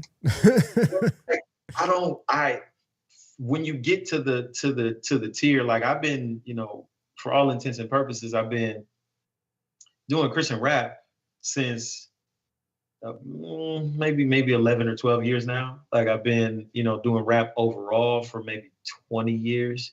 Like it's not the more you do it, the more you realize that the younger guys just want something that an older guy just doesn't want. Mm-hmm. Like, I don't want to be at, to understand the experience. I don't want to be at Holy Smoke Fest jumping around with a bunch of kids, with COVID all around. Like, I don't like, I gotta go home to my kids. Yeah, I'll just watch from the side of the stage. Yeah. You know what I'm saying? I'll watch from the back of the room. I don't need to be in the mix like that. That's what I'm getting at. Okay. Yeah. It makes total sense, Jered. It makes 100% sense. Yeah. Like, I mean, and this is more of a practical idea for me. Like, so at the church, the kids went to the youth group, they went to youth camp, whatever. And when they came back, like, they want to get crazy and worship and jump around and everything. Or on that spiritual high. And I'm like, I got a jacked up shoulder. If I trip and I do something to my ankle, like, I can't work, I'm good. Yeah. Like, it's just the practical parts of it. And some people are like, oh, you're an old head. And I'll tell our kids all the time, like, I am old. Yeah. I could have multiple kids. You know, your place in time right now, right? I'm old. Yeah. I've got responsibilities. So, like, and I like that idea that the mindset changes to where it's kind of like the old saying, like, because, Quan's never done it, but like I have. I used to drink back in my days a long time ago. And there's an old thing that says, oh, I used to be able to stay up till like 3 o'clock in the morning and then wake up at 6 and go to work and not have a hangover or whatever. It's like, when you get older, like, you can't do that. There's just you know your limits. And I'm not advocating for drinking or anything like that. But what I'm saying is, once you get to a certain age, you're like, we'll let them do that. I'm over it. Yeah. So a little less communion when you get older. That's it. You know what I'm saying? Like, and I like more that hitting the line idea. 3 times. I mean, you work out. There are certain things where, like, I'm in the gym sometimes and I see old men and I'm like, get out from underneath that bar, bro. Yeah. Who are you trying to impress? Yeah. 100%. That's too much. Stop trying to Ego impress, lifting to get you hurt at 40 for sure. Yeah, when you're Facts. 40, 50, like, work out to exercise and be healthy. There's no one to impress, right? Yeah, absolutely. Social media likes are not worth you tearing something. Exactly. Exactly. I know everybody keeps asking me, was that from working out? I was like, no, I think it came from the car accident. It came from the car accident. Yeah. It was definitely not working out. Like, I know my place in the gym, know, but I like that idea of I think I'll say this, we need more old head music. We need more grown folk music. We need more mature music. We need it. And that keeps us going back. Thank you. To listen, because I don't listen to a lot, Jered. Like, there's a handful of people I'll listen to. And a lot of it, like, people will send me music. I'm like, all right, it's cool, but like, I don't relate. It might sound good. Yeah. And I'll play it in my car a little bit, but I'm always like, when I pull up on somebody or if I pick someone up and they get in my car, what are they going to think about what's being said through my speakers? Yeah. Yeah. And to be fair, like, one thing I'll say is, I think sometimes, because I'm gonna be real, I don't make old head music per se. But what I'll say is, I think that sometimes we sell a lot of the younger generation short. Some of these younger generation people still listen to J. Cole. J. Cole ain't making club records. Like, you know what I'm saying? Kendrick Lamar is not generally making club records. They're making, records that are more timeless. They resonate outside of, the idea of a turn-up record. Now, granted, they have the capacity to do those. Like, my only goal is to be a bridge, right? Yeah. And that's why I say it made growing up cool, for real. Because I think one of the major things that a lot of these young guys who are coming up are doing now is they're making this high energy music, and then they have wives and children, and they still want to make this high energy music, and their knees are not 23-year-old knees anymore. Yeah. Right. Like, so like, there has to be, like, I'm like, if I can't see somebody trying to say, yo, it's cool over here as a dad and as a husband, like, if I can't see somebody, I have to be somebody to be like, yo, it's cool over here, dog. Like, you don't gotta be like worried about feeling like when you get to your mid 30s, like, oh man, what am I gonna do? Like, you can't 1, 2, 3, 4 jump anymore, man. Like, because for one, it's weird 15 years in. Like, you did it when you were 22, and you're doing it at 36. Something is off. Like something's off. Why are you making these records for these toddlers? Like at a certain point, I'm like, yo, I have to then be a bridge. Like, yeah, I can make some high energy stuff too, but it's like, all right, what am I saying in this? Like, so you have this hidden meaning. Right? You sprinkle a little hidden meaning. You got crypto, this high energy stuff, but it's talking about something else. Like, you know what I'm saying? Like that's what, pray for me is, talking about, coming from where I came from, I'm only here because somebody prayed for me, right? Like there's a message in it. And I do think a lot of the younger population, they're like, they hear it. Like they hear it. What I don't understand is the Playboy Cardi-esque, fans who I don't know what word he just said. And they like, I don't even think he's using English for real. They love it. But most, and there is a subdivision in population of kids that are only going to listen to that, right? So I'm not saying, I'm not hating on Playboy Cardi. Hey, do what you do, homeboy. Like we not even here. It's not the same, yeah, we not here. So if you winning over there, do that over there. Yep. Like, but I think that there's also a large population of young folks who are single in their early 20s or mid 20s that are going to hear records off of Jordan with the Wizards, and though they may not be living it yet, they'll be like, oh, like that's what it is. You know what I'm saying? Well, like, how many songs did we listen to growing up in the 80s and 90s that we listen to different now because we 100%. understand what those lyrics were, but we still like the song because we were bobbing to it. Right. But now we understand more because we've either went through that part of life or we just, we've learned that. We grew up, we learned it. And that's what I was saying. I'm not saying like we're old heads make old head music, but like I know that a 20-year-old is going to look at me and they automatically do the math and they say, bro, they're going to say like, you're an old head. Yeah. You just are. What you talk about is old head talk. Like, and I use the term old head, like that's grown, like you're that's adult. You know what I'm saying? So it's all a matter of like perspective because like, I'm an unk. Hey, one of the kids, like they were saying, hey, somebody called me Uncle School the other day. I was like, ain't nothing wrong with that. And they said, and I was like, bro, like I got people call me Unc all the time, but like I look at it as, yeah, you can call me that. Like I will teach you something. You know what I'm saying? And then you could tell, because this kid's like 17, and he was like, you know, I'm gonna say that when I go like, like you can learn something from me. I was like, but that's what it is. Yeah. You know what I'm saying? Like I'm just trying to give you a different perspective, and for sure. And I love it. I love that idea.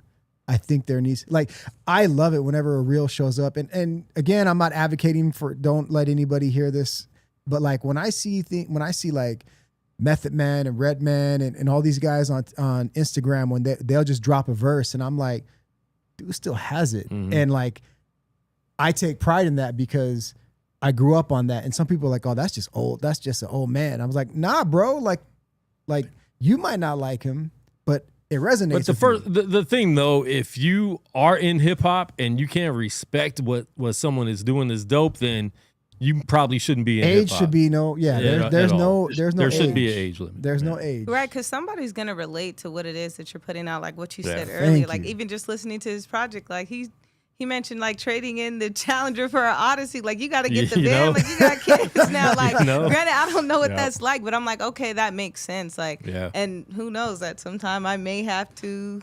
You will. Not may. You will. I'm gonna keep it a stack. That hurt to this day. That still hurt. Yeah, like, bro said no Jordan 1s on and gum under the seat. I was like, did I clean my car today? I got 1s on right now. Did I clean my car though? Like it's not a bucket, I don't think. Yeah. Hey, keep doing what you're doing, man. Yeah, man. I appreciate it. Yeah. Jered, let everybody know, and we could get so deep into this project, man, because you have a lot. I mean, it's some of the lyrics that they just, shouted out. I mean, there's a lot of really dope stuff in this project. Let them know where they could get this album. I know it's streaming everywhere, but just give one last drop on it. Yeah. Hey, Jered Sanders, Jordan with the Wizards, man. if you want good raps, if you want a vintage feel, if you want a classic feel, hey, I got you. It's not old head raps, but it is raps from an old head. You know what I'm saying? Hey, bars. That's a bar. All right, real quick, one gotta go, Jered. Jordan moments. Oh, Jordan's first championship against the Lakers. Jordan's flu game. Jordan's 63 against the Celtics when he was super young. Or Jordan's game-winning shot against the Jazz, pushing off or whatever against Brian Russell. One got to go. Oh, one's got to go. One got to go. Oh, wow.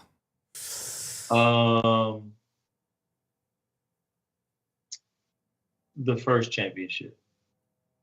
Against Magic. Yeah, the first championship. And I remember historically, I remember why. For one, the Bulls were low-key the underdog in that series. Because everybody was so high on Magic. But the real series turned because of Scottie Pippen guarding Magic full court. Yep. Like, so granted, I mean, MJ was and James Worthy and Byron Scott being hurt, but we won't talk about that. Yeah, exactly. So, I mean, yes, Mike got his first, and athletes will tell you, oh, the first one is the most important. But to keep it a being, like, that's probably the least memorable championship that Mike had. You know, the one major moment of that was the layup changing hands.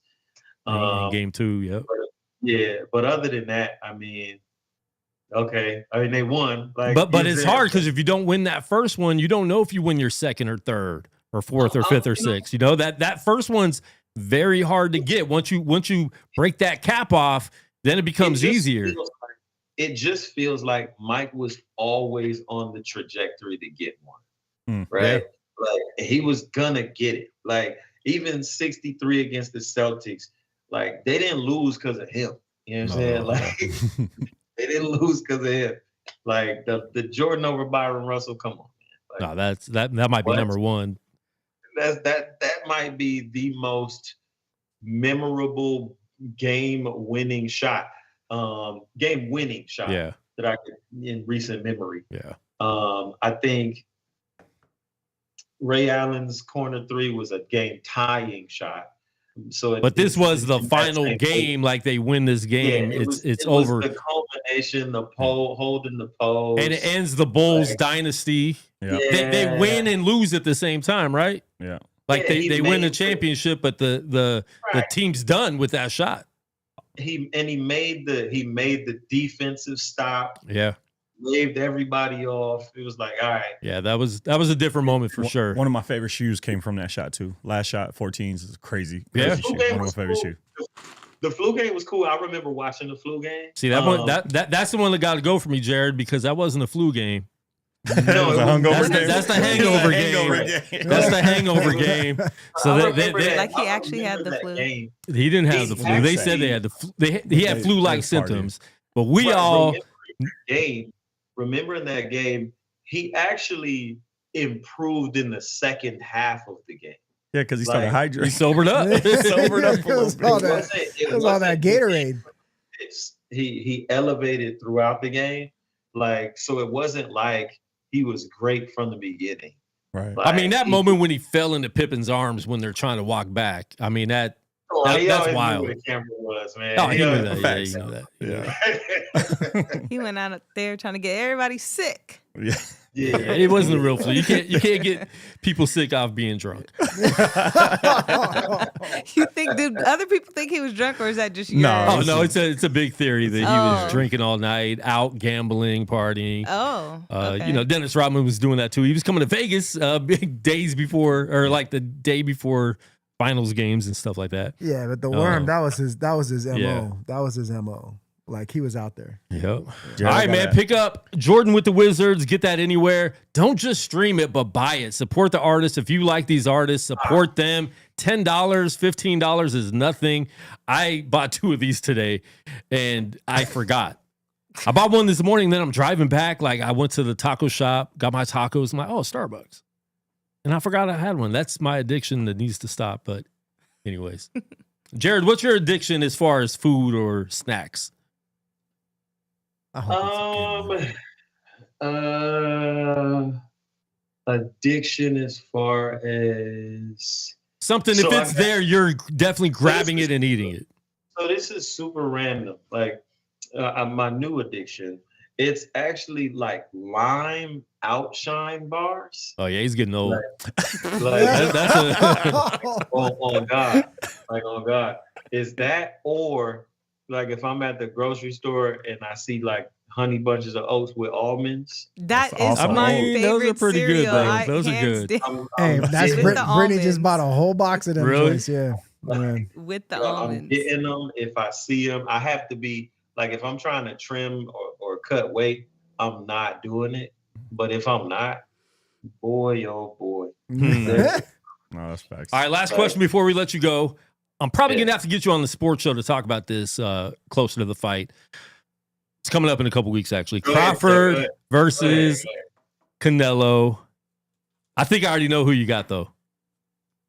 We've talked enough about boxing for me to know. This is a tricky one for me, man. Okay. I think it's tricky because I think it's a very, very dangerous fight for Bud. And I don't think it has anything to do with the size per se. I think it has to do with the inactivity. You know, I think that I think Canelo is consistently fighting twice a year, every single year.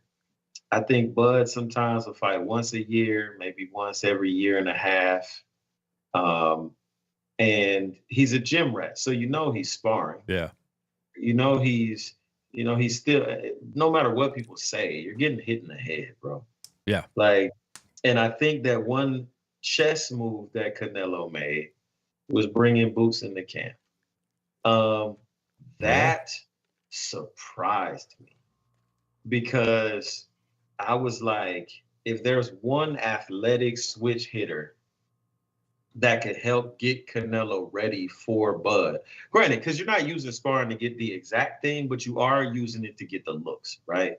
And so bringing in Boots, a champion, a unified champion from 147 up to fight Canelo, who was also a guy that was calling out Bud for a long time. Now, granted, if they ever fought, I think Bud would beat Boots personally. Yeah. But the fact that Canelo, even at this stage of his career, was like, yo, I got to get that guy into camp. Like, I got to feel what that energy's like. Yeah. Like that aggression, that side, that power, that speed, that footwork to give me certain looks. Yo, I'm gonna keep it real. If I had to pick, I'm picking Canelo, man. I'm picking Canelo. Okay, I was wrong, man. I thought you were gonna get Bud.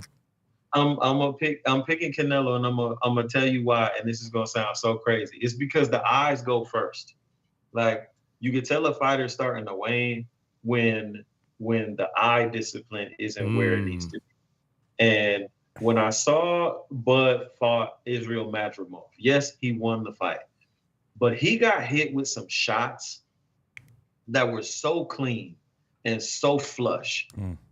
And I saw a slow-mo of Bud, because when you're in the ring, you're really watching the shoulders, right? You're watching where the punches are coming from so you can know where to weave.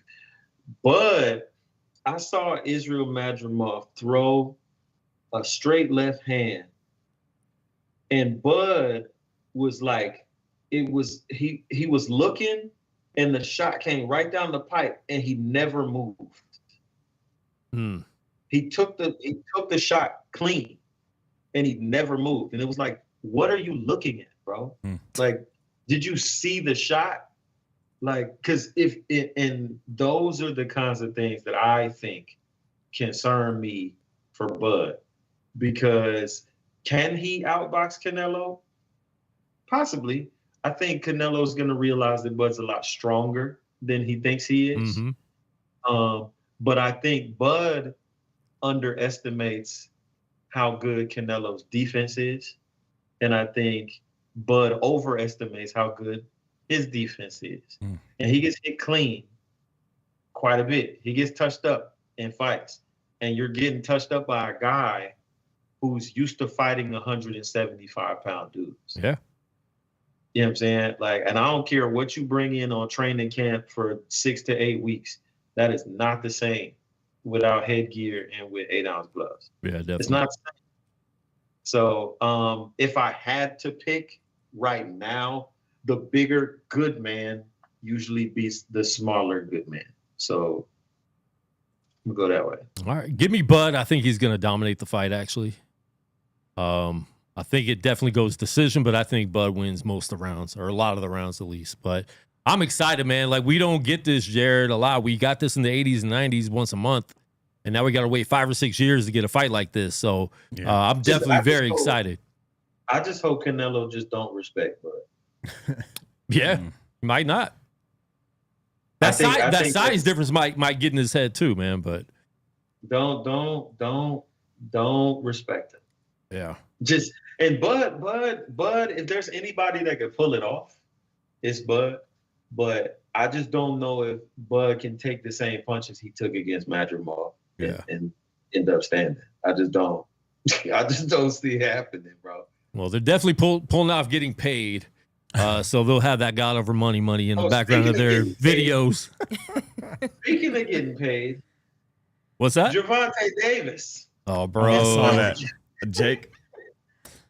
So my boy, Coach Larry Wade, is in Jake Paul's corner. So I'm going to be getting him on the show soon to talk about it in the studio. But I mean, listen, man, you got to respect what Jake Paul's doing. Like, everyone made fun of him when he fought Nate Robinson, and then he just keeps fighting bigger and bigger names all the time. And now he's fighting a legit boxer. I mean, he outweighs him by 75 pounds, so it's a little weird. But they said Tank's supposed to go up to 250. Like, that's no, crazy. he can't go up to 250. They're supposed to do like 175, I think. If Jake Paul cuts down to 175, he's gonna get knocked out. Yeah, right. That would be. It might be 185 or something like that. I know it's under 200 though. Yeah. But he's at 130 now. Fighting at 215, 220 pounds, and then cutting down to 175 to fight Tank, you're gonna get really hurt. Yeah. Like, I hope he doesn't do that, because he loses. He gives up because it's an exhibition, right? Yeah. So nobody's gonna actually win or lose. Like. But I'm pretty sure there's going to be a no knockout rule. Like, because I kid you not, like, if Jake Paul cuts down to 175 pounds, he's a dead man walking. He's a dead man walking. Like I feel bad for him. If I'm him, don't you dare do that. Like, we'll see, man. It's going to, we'll see. Dare. These fights are getting weird though. It's I'm not sure if it's good or bad for boxing, but we'll see. But Jered, man, thank you for getting on with us. We definitely have to do it again. We've talked a lot about getting you out to Vegas and actually doing an in-studio performance and stuff like that. So we have to just get that done. So if you guys want to cash app us and donate to the Jered Sanders to Vegas Fund, you could do that. But we'll definitely try to set that up soon, bro. Sounds good, man. Yes, sir. Pleasure. Thanks for having me. Peace. Yes, sir.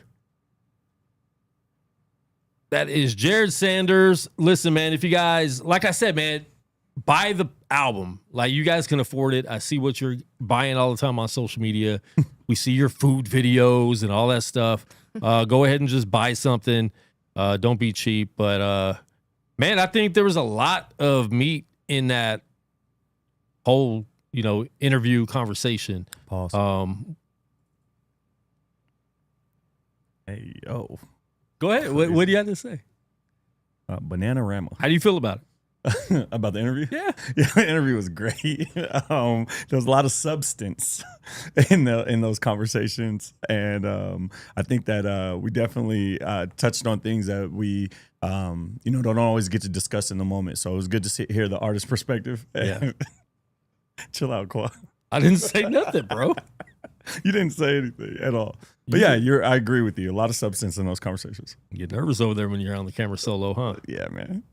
You got to tell me what I'm talking about first. I got notes, man. Let me just go to the notes. What kind of notes you got? I had questions prepped up, you know what I'm saying? You gave me a couple. Hey, we I came had 2 or 3, but I had like 5 or 6. You gave me some prep time, I'm like Batman with prep time. Hey, we all are. Yeah. Speaking of prep time, our next show next week, we got 5 live on the line. He's doing a lot of touring, man. So we're going to talk to him because I think it's opposite, where he's on the road a lot and cares less about making music in the studio as much.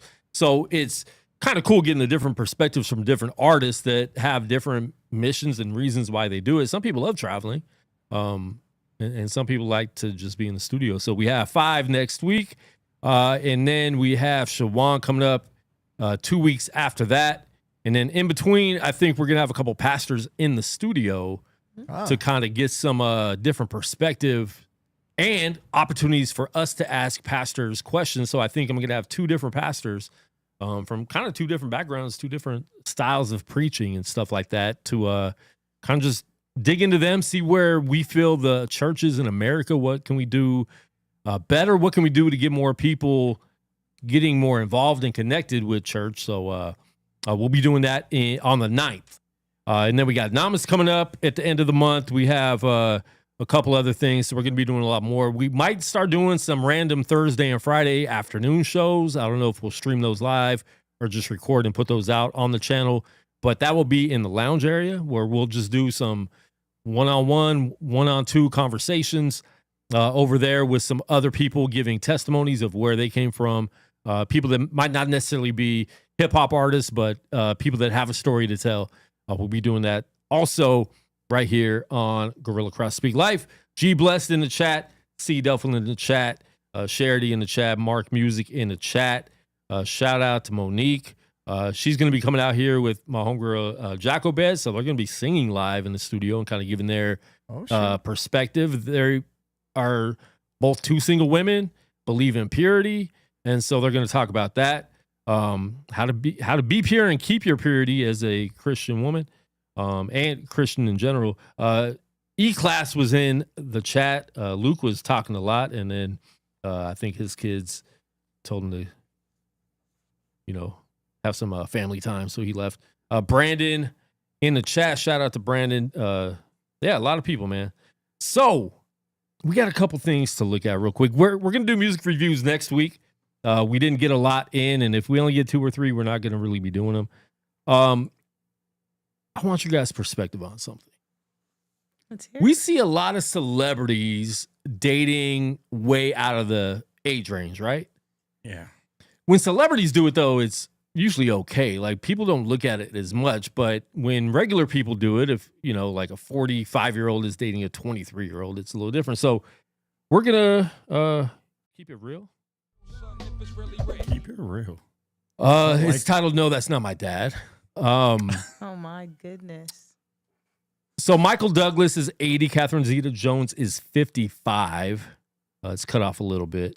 25-year age gap. Not too bad. They've been together for a long time, though, right? And Catherine Zeta-Jones doesn't look like your typical 55-year-old, but Michael Douglas is looking a little bit older. Do you have a problem with 25-year age gap? When did it start? That's my question. Like they've been together at least 20 or more years, right? So if that's the case, I mean, he was 60 50? And she was 35. If it was 20 years ago, if it was 30 years ago, she was 25 and he was 50.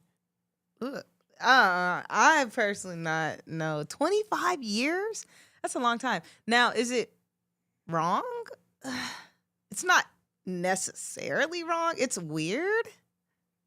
That's my take. I don't know. At first, I thought it was 80 and 25, but I see it says 25. No. 25-year gap. Oh. It's cut off a little bit because I don't have the thing open wide enough. But Kels, what do you think? I got an unpopular opinion. I think that people nitpick at the wrong stuff, and I think that we're very inconsistent when it comes to what we judge people on. I see this and it doesn't bother me. And then you ask the question, how long ago was it? And then people are like, wait, when she was 25, and then it doesn't change, right? Not that, to me, the perspective never changes, but that's how most people think. Yeah. It's not crazy. That's just how people think. It only changes when you're Karl Malone and you're 20 and she's 13. Absolutely. Yeah. So there's a reason that there's a legal age, you know what I mean? And most of that is a maturity thing, messing with children, things like that, right? Yeah.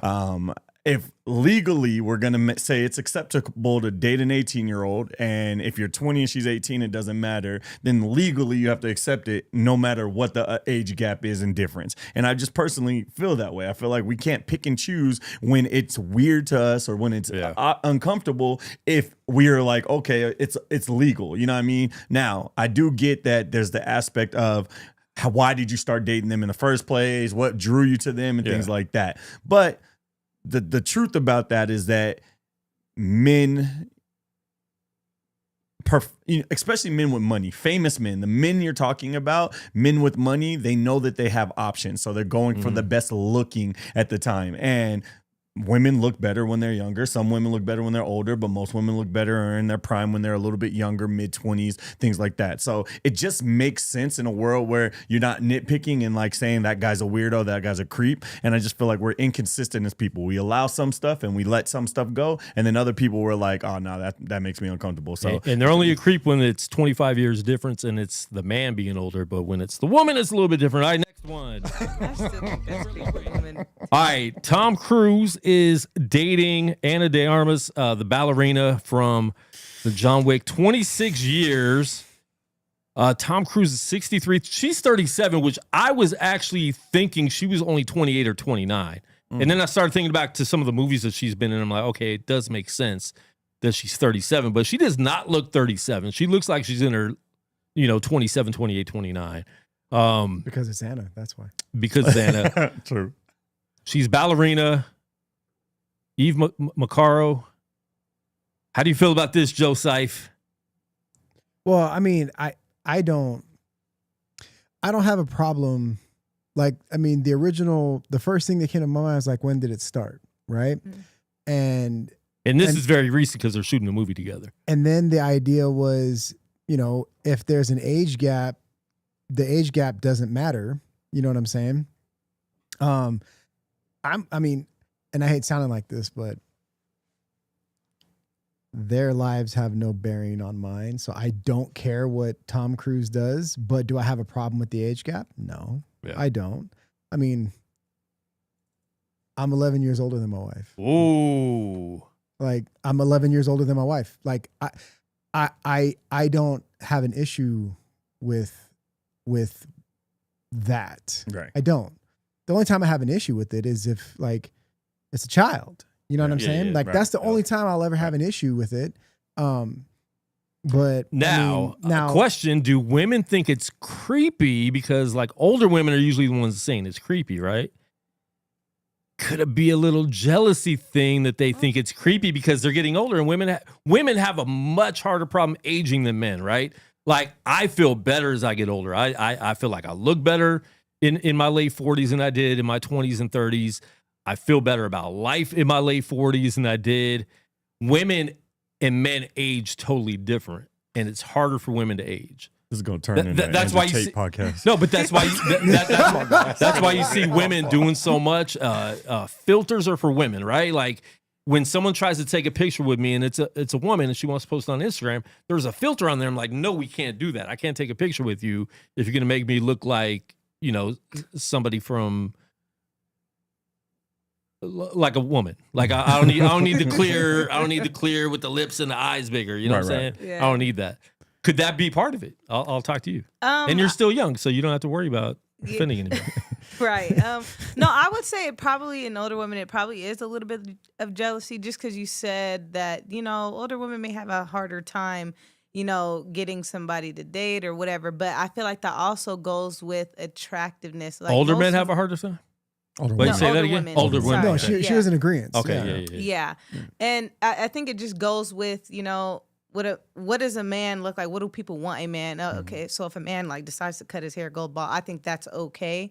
Most women may think that's okay because, okay, that's just manly. But for when people look at women, it's just like, okay, she's getting a little bit older. She's probably, things are starting to sag and stuff that may not be attractive to men. So they're going to go for something younger, you know? So I feel like that's why it may be a little bit of jealousy with the older women because it's just like, well, why? I'm your age. Why are you, going for something younger when I'm right here? But That happens and all the Kels, time. would you rather have a woman grow old gracefully or keep pumping their lips, keep lifting their boobs. Oh, I mean, God. I'm all natural all the way. Yeah. I prefer natural women. I say it all the time. Yeah. You know, I say it, and it's crazy. I got friends who, you know, get lip filler, things like that. And personally, it's not my thing. I don't knock anybody for anything that they do. But as a man, I have a personal preference, just like women have personal preferences. And my personal preference is natural. and I think if you talk to most men, I think most men do feel that way. Yeah. I think it's even though they'll look at the woman with everything fake, but like to actually want to date a woman like that, I think it might be a little bit different. But all right, let's move on real quick because the age gap is getting a little more. Keep it real. David Foster, 75. Catherine McPhee, 41. 34-year age gap. I'm sorry. This is tired of this. That is just crazy. 34 years.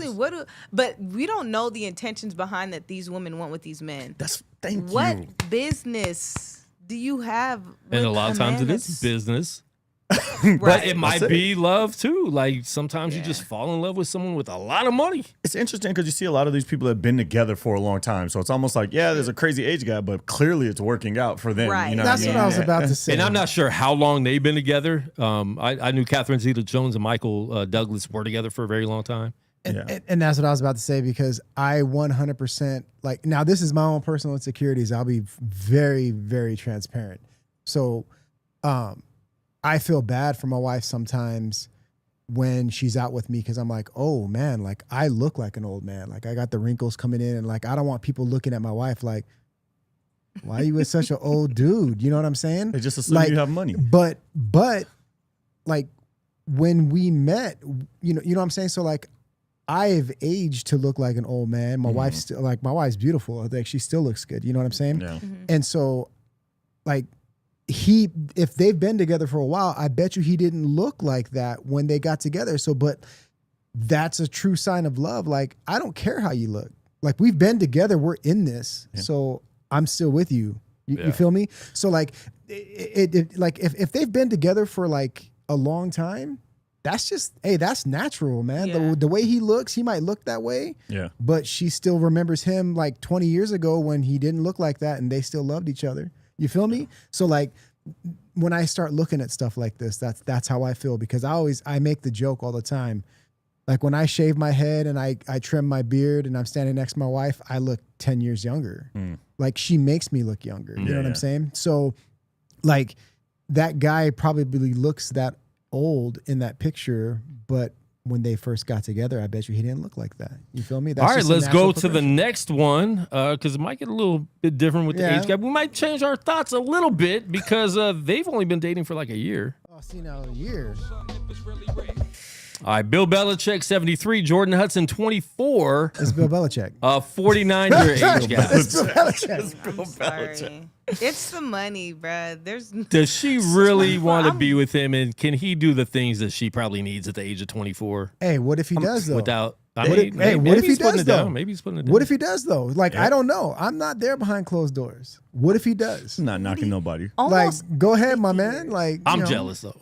That's of course. Okay, so we talking about him. We talk about people like Leo. You know, Leonardo DiCaprio. He changes his girlfriends out every time they turn 22. Like, these are things that happen, right? Look, I will stand on business and say, good for Bill Belichick.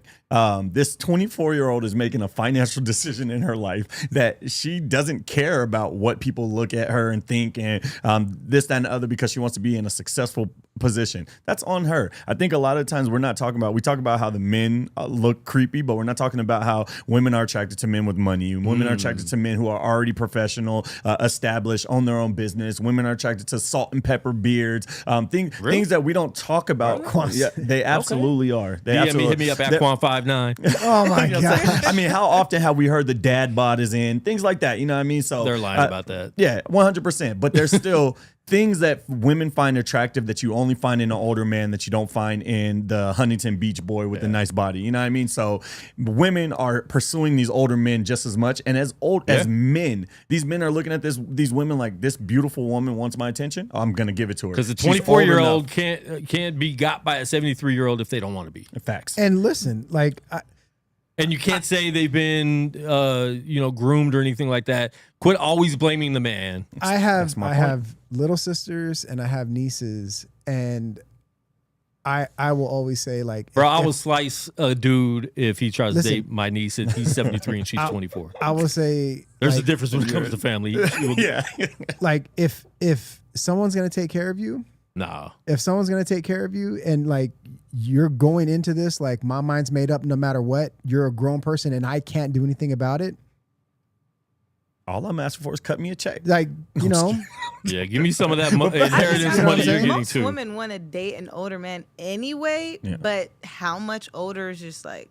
But that's the thing too. We always talk about how much more mature women are, how they mature Right. faster. Why is it that we're doubting these women? Why is it that all these 24-year-old women are victims and they're not in the right mindset? And how, like, why is the man the problem? Like, these women are supposed to be so mature. They're supposed to be. They know what they're doing. They know I what don't they're doing. Exactly. Like, but Yeah. nobody is addressing the conversation with the women of why they're with an older man. It's just the man. But we Like, are as here if on we have the Speak Life issue. Dating Show. No, but look, I said, what business do I like? Because I'm like, she's 24, I'm 23, so I'm like, what business? I'm trying to put myself in that position. I have no business with the 79-year-old, like, or however old he is. What if he didn't look 79, but he was 79? What if a man, older, little salt and pepper beard, came up But to you doesn't using matter a suit? how old they look if they're that old.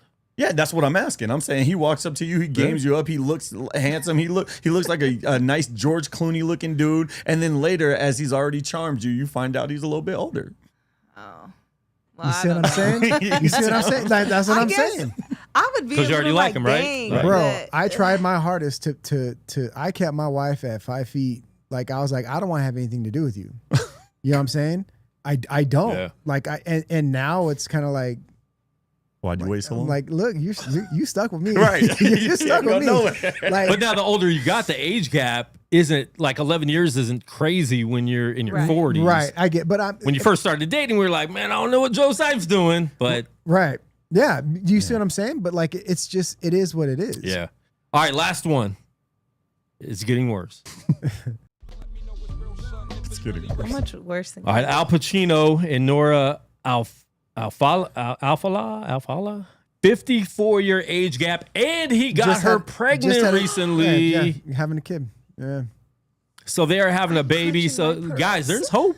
Like, you know, Hey, I will say this. I've had some friends tell me like, man, you still want a kid? Like, aren't you? Hey. A little I'm like, nah, man, look at Al Pacino. Hey, Al Pacino's smooth. I mean, Pacino's come a So on. like, guy. I That guarantee you, he hit her with some classic. Oh, it was like, a movie line. game. Definitely. Named her up. It was a What movie And, line. and she was like, I ain't never been spoken to like that. Yep. And he's like, yeah, I know. Yep. Like Facts. I know a big part of like someone's Look like at her face, Someone's though. like someone's like, no, it's the money. I was like, no, he's But he's got okay, some okay, game. watch He's this, got watch some this, game. watch this. Name 2 Al Pacino movies. I don't know, but I was gonna say I was actually thinking like she probably didn't even know who he was. She definitely knew who he No, was. everybody Yeah, knows that's Al Pacino. man. Maybe Now, she now did let's research, tell her but- 2. Let's tell her 2 Al Pacino movies, and she'll probably figure out why he's pulling her. Oh my What is he, a Scarface? director? Or is he an actor? Scarface. All you have to do is say Scarface. Scarface. Scarface. Okay. Godfather. Godfather. The He's Godfather. Tony Montana. Oh my gosh. He's Tony Montana. I mean, he is Tony Montana.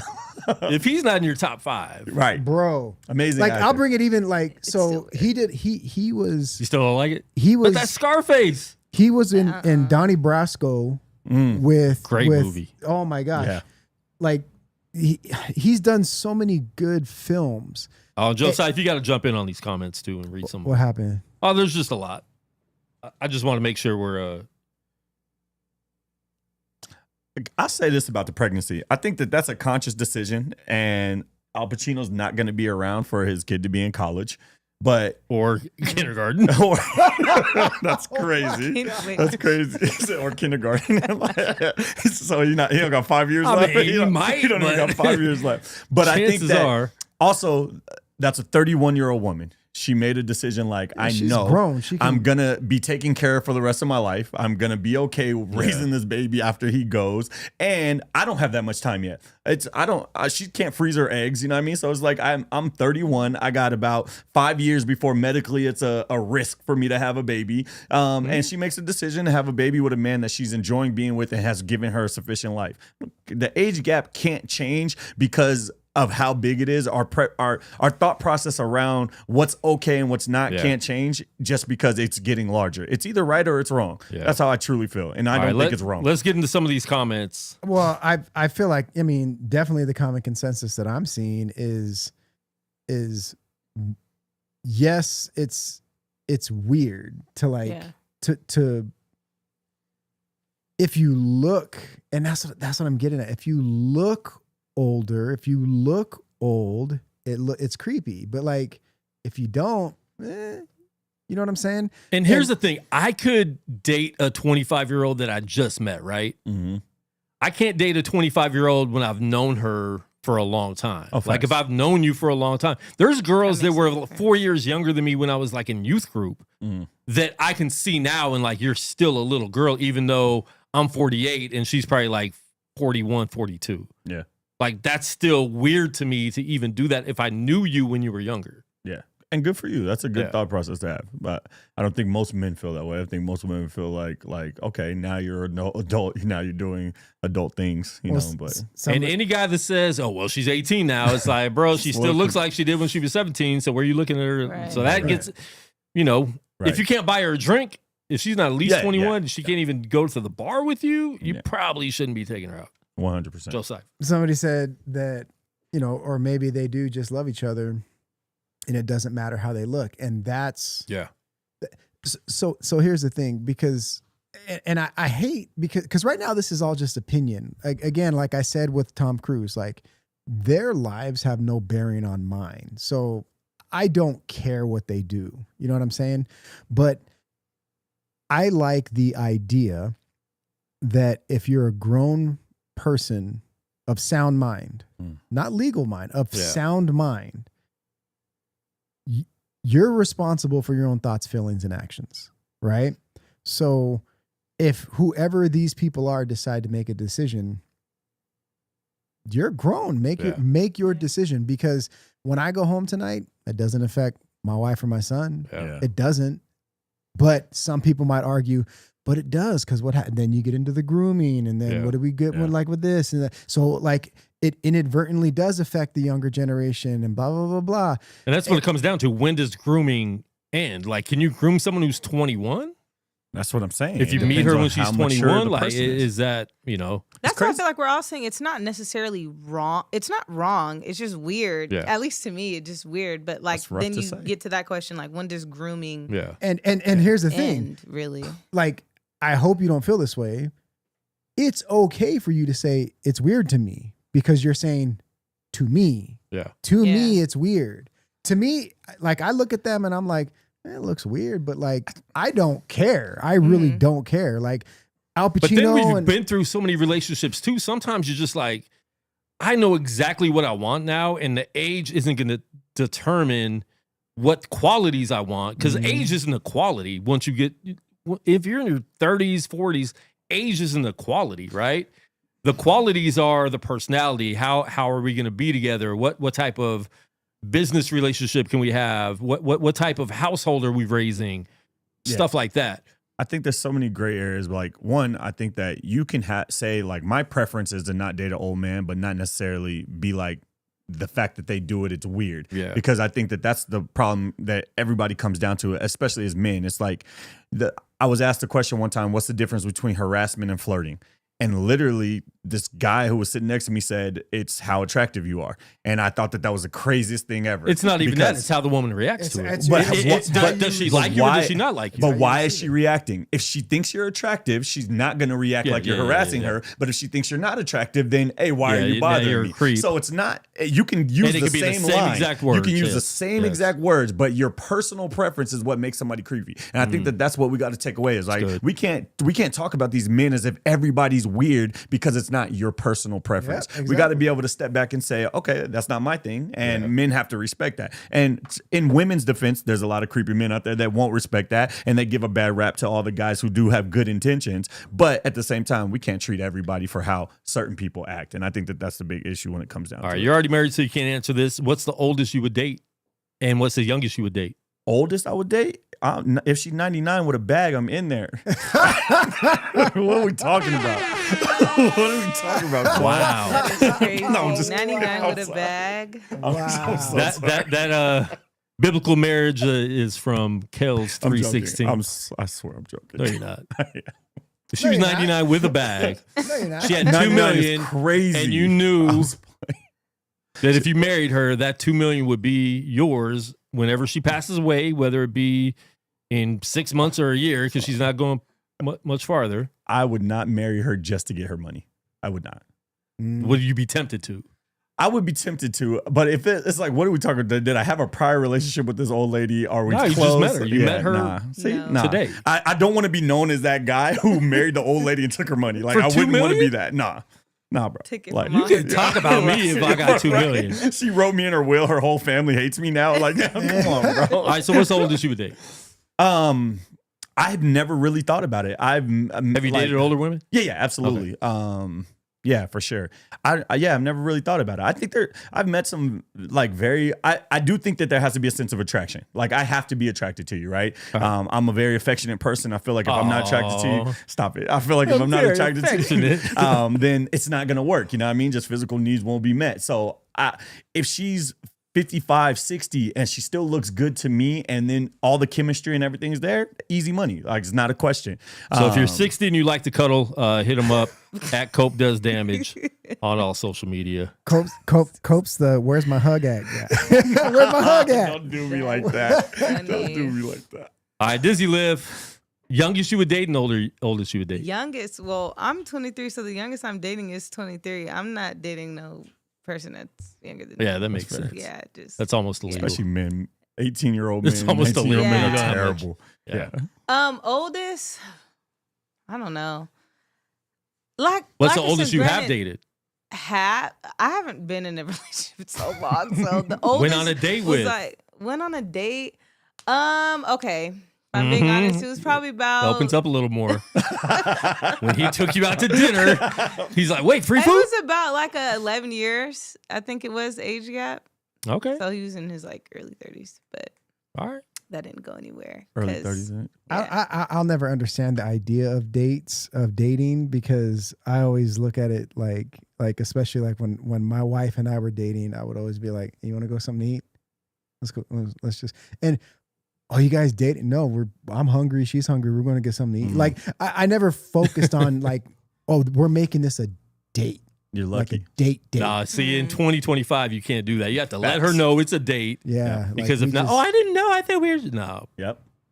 Yeah. Anyways, all right, that's our segment of, I don't even know what that was called. Oh, Keeping It Real. Or Keep It Real. Yeah, Keep It Real.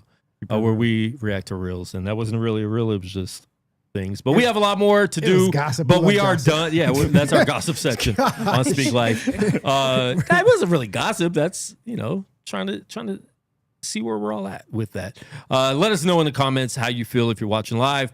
Thank you for watching live. We're about to bounce out of here because we went way over. Yeah. But we definitely appreciate everyone for tuning in. Please subscribe to the channel and come back again next week for more on Speak Life. Where is my music and why is it not playing?